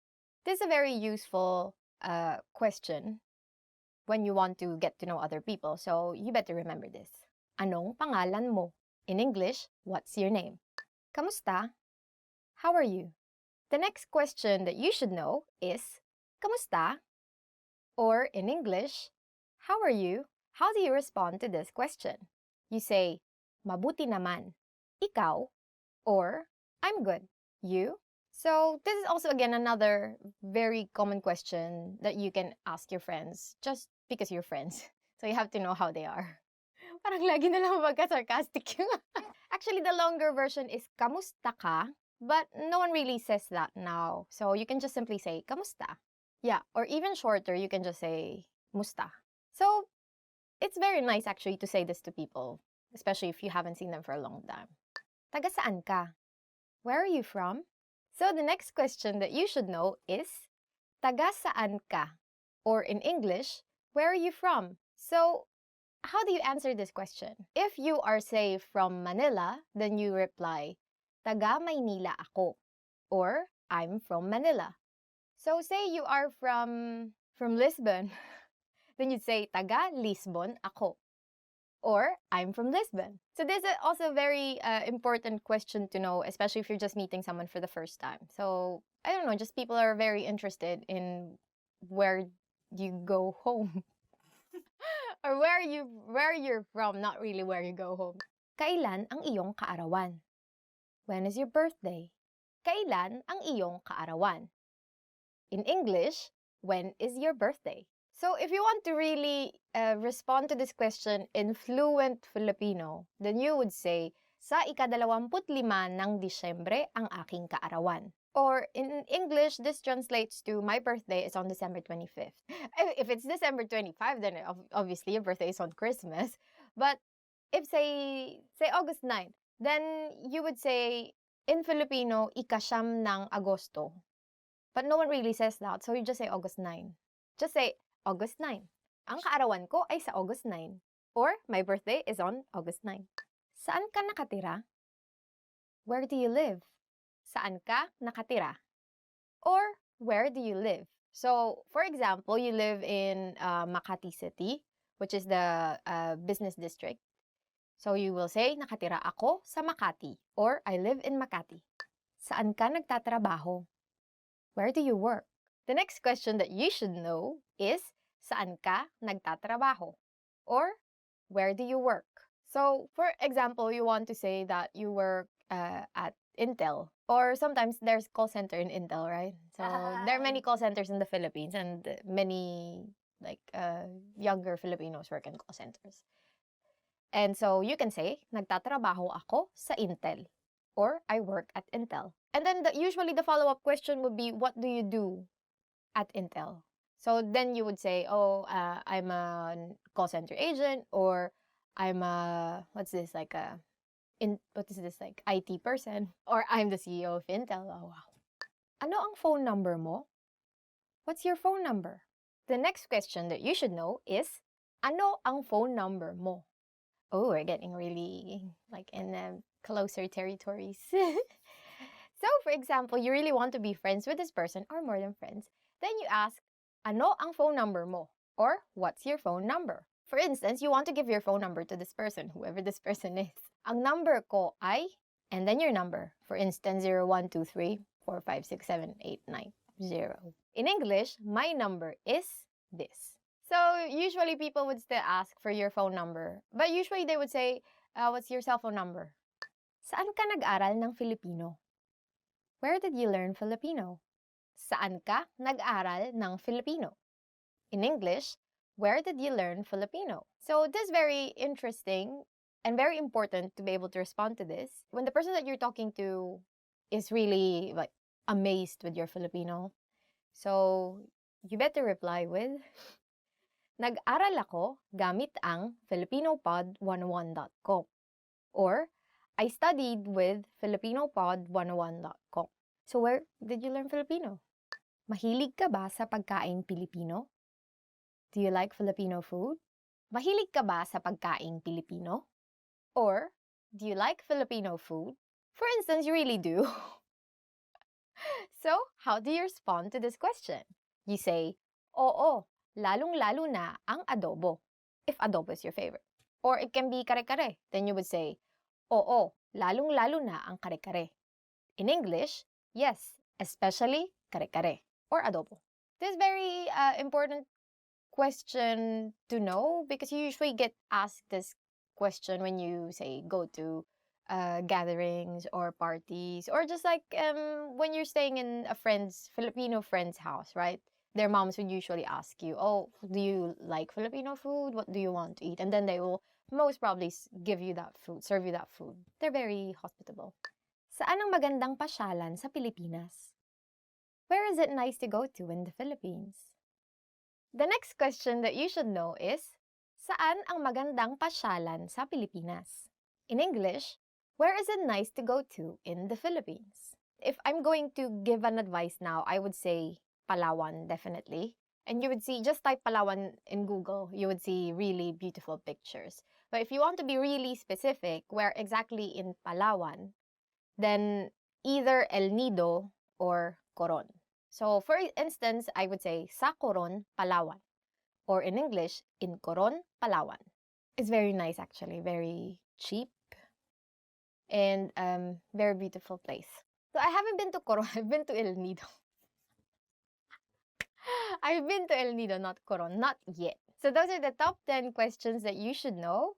And are there any other questions that you think you should know? If there are, please don't forget to comment them down below. And don't forget to subscribe, like, and go to filipinopod101.com. Bye. Just joking. If you want real mangoes, go to the Philippines. We have the best mangoes. And if you really want the best mangoes, I think you should go to this island called Guimaras.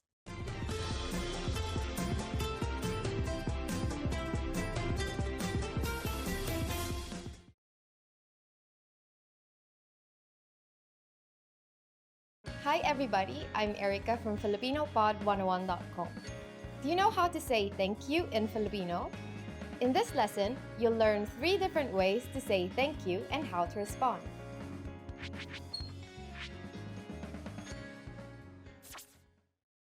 Let's start with the easiest one. Salamat. Sa-la-mat. It means thank you. If you want to show your sincere appreciation for something, you can say this expression. Maraming salamat. Ma-ra-ming sa-la-mat. Marami means a lot, so maraming salamat literally means many thanks. So simply add maraming if you want to show you appreciate someone a lot. What if you want to show appreciation in a more formal way? Here's how you can say it. Salamat po. Sa-la-mat po. We add the word po at the end to show respect to older people. Now you know 3 different ways to say thank you in Filipino. But how do you respond if someone thanks you? If someone thanks you in Filipino, simply say, walang anuman. It means, you're welcome. If it's a formal situation, say, walang anuman po. Let's wrap up this lesson by recapping what we've learned. Listen to the expression and repeat after me. Thank you. Salamat.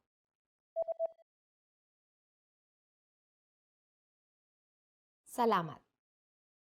The way to say thank you so much. Maraming salamat.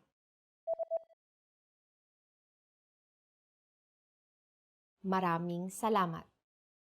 The formal way to say thank you. Salamat po. Salamat po. And to respond, just say, walang anuman.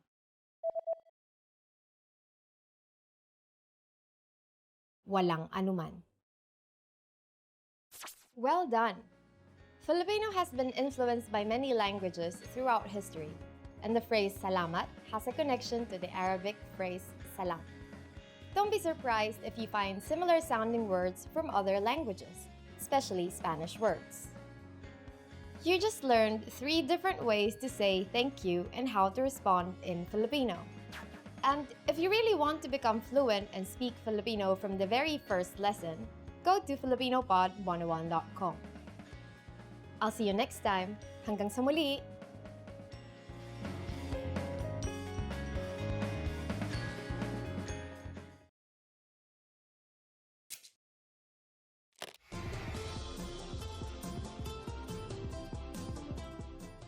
Welcome to FilipinoPod101.com's Filipino sa 3 minuto. The fastest, easiest, and most fun way to learn Filipino. Kamusta? Ako si Erica.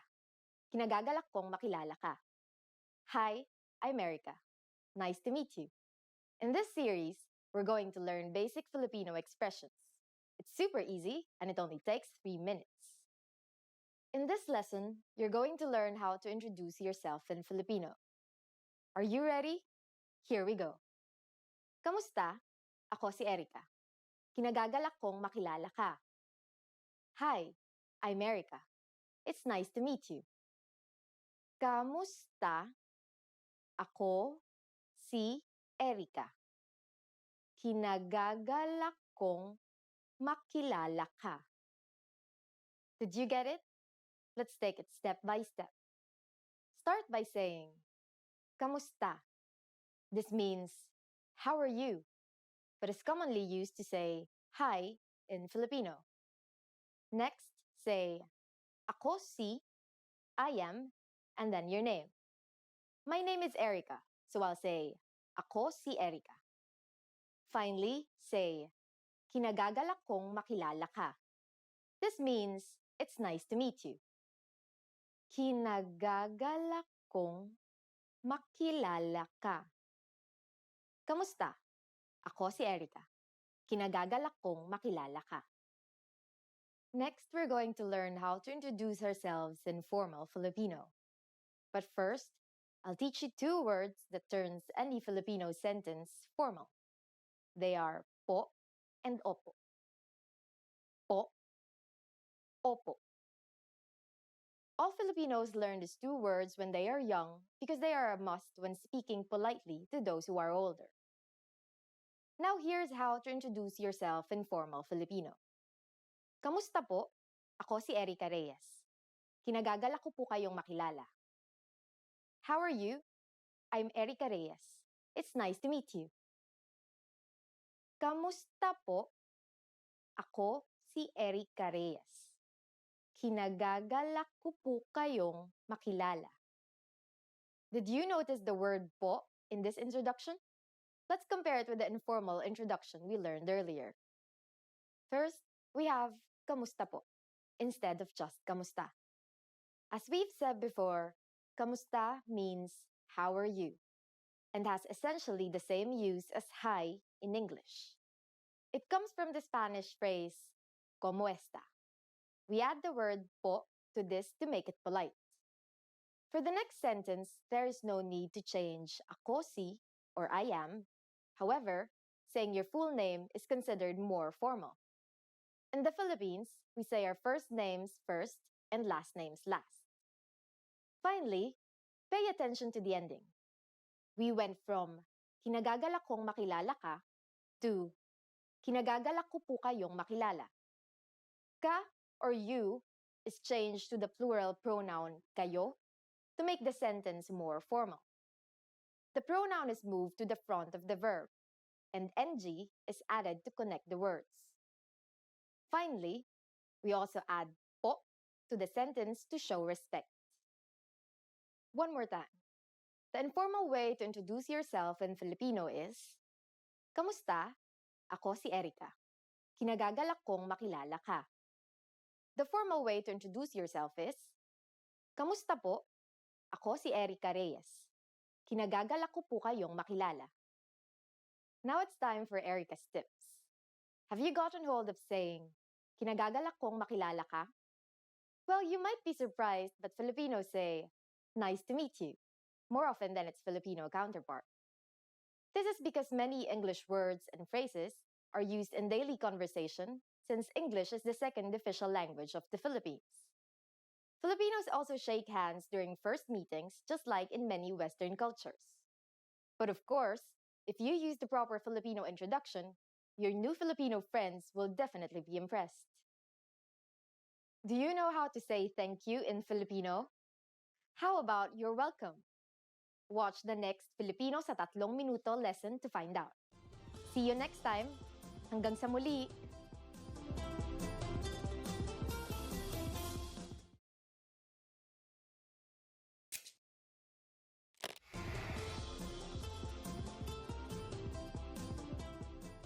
Kamusta kayo? Ako si Erica. Hi everybody, I'm Erica. Welcome to FilipinoPod101.com's Filipino sa 3 minuto. The fastest, easiest, and most fun way to learn Filipino. In the last lesson, we learned how to be grateful to people by saying salamat. In this lesson, we'll learn some of the most common greetings used in the Philippines. Handa na ba kayo? Are you ready? Then let's start. First, we'll learn the greetings we use when meeting people. Kamusta? Kamusta. Do you remember this from the first lesson? Kamusta literally means, how are you? But it is used as hi or hello. Musta is a shortened version of kamusta, which you can use when greeting friends. Musta. For formal situations, we use kamusta po. Kamusta po. Now, here are sometimes specific greetings used when meeting people. Magandang araw. Magandang araw. Literally, magandang araw means good day. To be more specific about which time in the day we greet someone, we use magandang umaga, magandang tanghali, and magandang hapon, meaning good morning, good noon, and good afternoon respectively. Magandang umaga. Magandang tanghali. Magandang hapon. During the evening, there is only one greeting, and that is magandang gabi. Magandang gabi. Maganda means beautiful or good. The connector NG is added to connect maganda and gabi.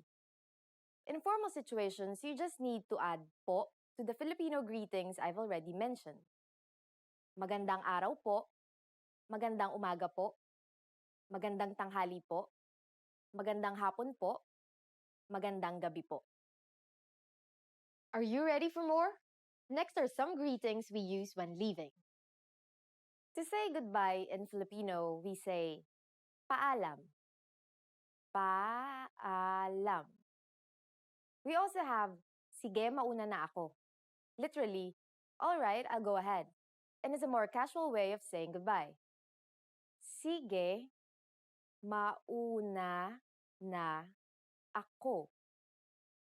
Finally, we have hanggang sa muli, meaning see you again. Hanggang sa muli. Again, to make these formal, we just need to add po. Paalam po. Sige, mauna na po ako. Hanggang sa muli po. Now you can greet people in many different ways in Filipino. Let's review them all again. Here are the greetings we use when meeting people. Kamusta? Magandang araw. magandang umaga, magandang tanghali, magandang hapon, magandang gabi. When leaving, we have paalam, sige mauna na ako, hanggang sa muli. For greeting people who are older than you, just add po. It's easy, isn't it? Now it's time for Erica's tips. Another famous greeting you might hear in the Philippines is mabuhay. This literally means live, but it's used to mean welcome.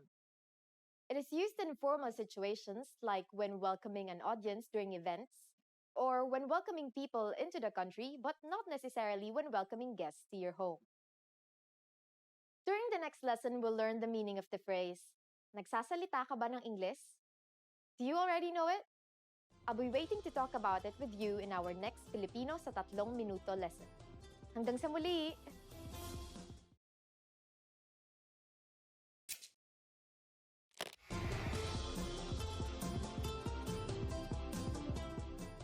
Kamusta kayo? Ako si Erica. Hi everybody, I'm Erica. Welcome to FilipinoPod101.com's Filipino sa 3 minuto, the fastest, easiest, and most fun way to learn Filipino. In the last lesson, we learned the most common greetings in Filipino. Do you remember them? In this lesson, we're going to learn a very useful phrase. Do you speak English? This phrase can be a lifesaver. The majority of Filipino people understand English. But if you ask in Filipino, you can be sure that everyone will understand what you're saying, even if their answer is no. Here's the informal way to ask it. Nagsasalita ka ba ng Ingles? Nagsasalita ka ba ng Ingles? Let's break down the sentence. In Filipino, the verb can come before the subject. Nagsasalita means speaking, followed by ka, which means you. Next, there is ba, which is the question marking particle. After it comes nang, which acts as an object marking particle, marking Ingles, which, as you might have guessed, is English. Another common way to ask if someone can speak English is, marunong ka bang mag-Ingles? Literally, this means, can you do English? Marunong ka bang mag-Ingles? Now we're going to make these sentences formal. Filipinos follow the Spanish custom of changing a singular pronoun to plural in order to show respect in formal situations, so we change ka to kayo and then move it after ba. We also need to add po as a sign of respect. Everything else stays the same. Nagsasalita po ba kayo ng Ingles? Marunong po ba kayong mag-Ingles? Nagsasalita po ba kayo ng Ingles? Marunong po ba kayong mag-Ingles? If you want to be even more formal, you can add mawalang galang lang po before the sentence. It means, excuse me, mawalang galang lang po. Nagsasalita po ba kayo ng Ingles? Excuse me, do you speak English? Mawalang galang lang po. Marunong po ba kayong mag-Ingles? Here are some common responses you might hear. Oo. Yes. Oo. Konti. A little. Konti. Hindi. No. Hindi. Now it's time for Erica's tips. For those of you who are not only English speakers, you can use this question with any language you need. Just substitute Ingles with Español for Spanish, Hapon for Japanese, Italiano for Italian, Aleman for German, and so on. Now you know how to ask if people speak English or even your native language. But I hope this doesn't stop you from learning Filipino. We'll be learning more ways to say excuse me and I'm sorry in our next Filipino sa 3 minuto lesson. Hanggang sa muli!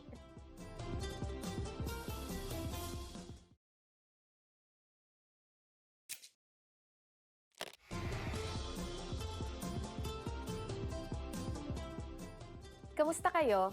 Ako si Erica. Hi everybody, I'm Erica. Welcome to FilipinoPod101.com's Filipino sa 3 minuto. The fastest, easiest, and most fun way to learn Filipino. In the last lesson, we learned quite a few phrases used when apologizing in Filipino. In this lesson, we are going to learn numbers in Filipino. That's right, numbers, mga numero. And you are going to learn them in only 3 minutes, 3 minuto. Are you ready? Let's start. Isa. Isa. Dalawa. Dalawa. Tatlo. Tatlo. Apat. Apat. Lima. Lima. Anim.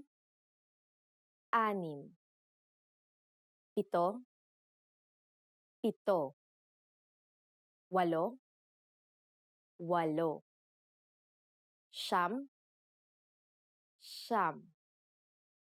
Sampu. Sampu.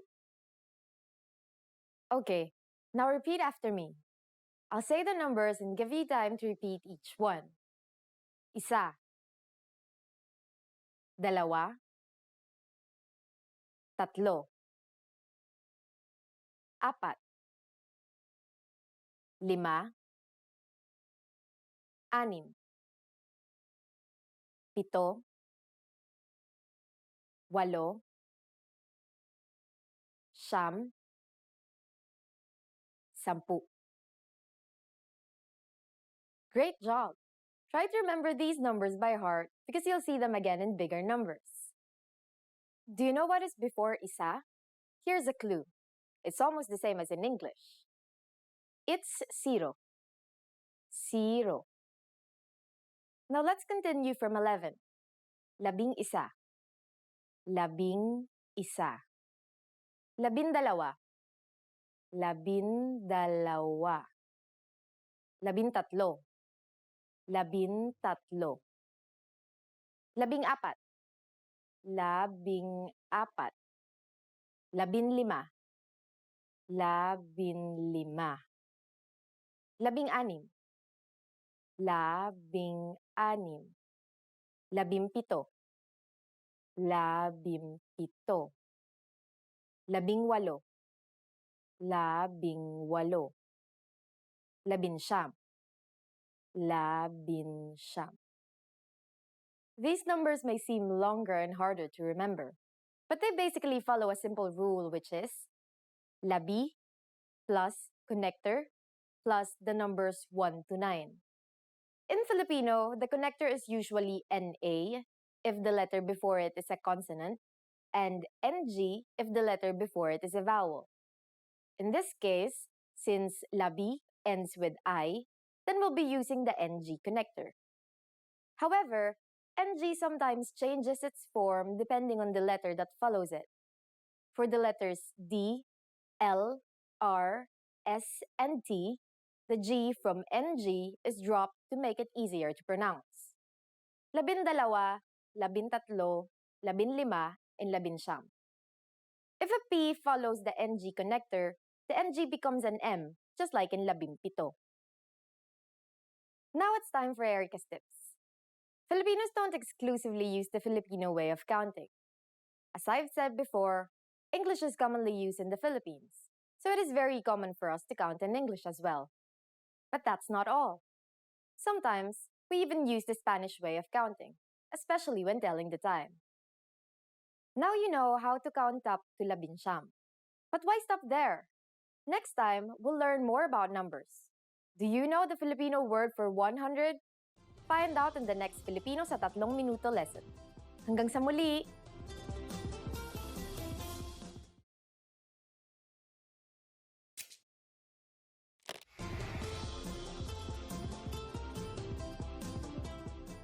Kamusta kayo? Ako si Erica. Hi everybody, I'm Erica. Welcome to FilipinoPod101.com's Filipino sa 3 minuto. The fastest, easiest, and most fun way to learn Filipino. In the last lesson, we learned how to introduce ourselves in Filipino. In this lesson, we're going to learn how to use good manners as we thank people. Handa na ba kayo? Are you ready? Then let's go. Here's how we say thank you in Filipino. It's very easy. Salamat. Salamat. Salamat means thank you. When saying thank you very much, you just need to add maraming. Maraming salamat. Maraming salamat. Marami means a lot, and the NG is a connector added to marami to connect marami and salamat. Maraming salamat literally means many thanks and is equivalent to thank you very much. During the last lesson, we mentioned the informal and formal way of speaking Filipino. Salamat is the informal way to thank someone. When thanking someone older than you need to use the polite formal form. Do you remember what we need in order to do that? That's right. We just need to add the word po. Salamat po. Salamat po. If you really want to thank someone in a formal setting, you can add maraming, which means a lot, as we have just learned. Maraming salamat po. Maraming salamat po. Now, how do you answer? It's easy. Just say, walang anuman. Walang anuman. Walang anuman literally means it's nothing, but it is the equivalent of you are welcome. Wala means nothing, while anuman stands for whatsoever. It is a very common phrase to say when replying to a friend or a stranger who is thanking you.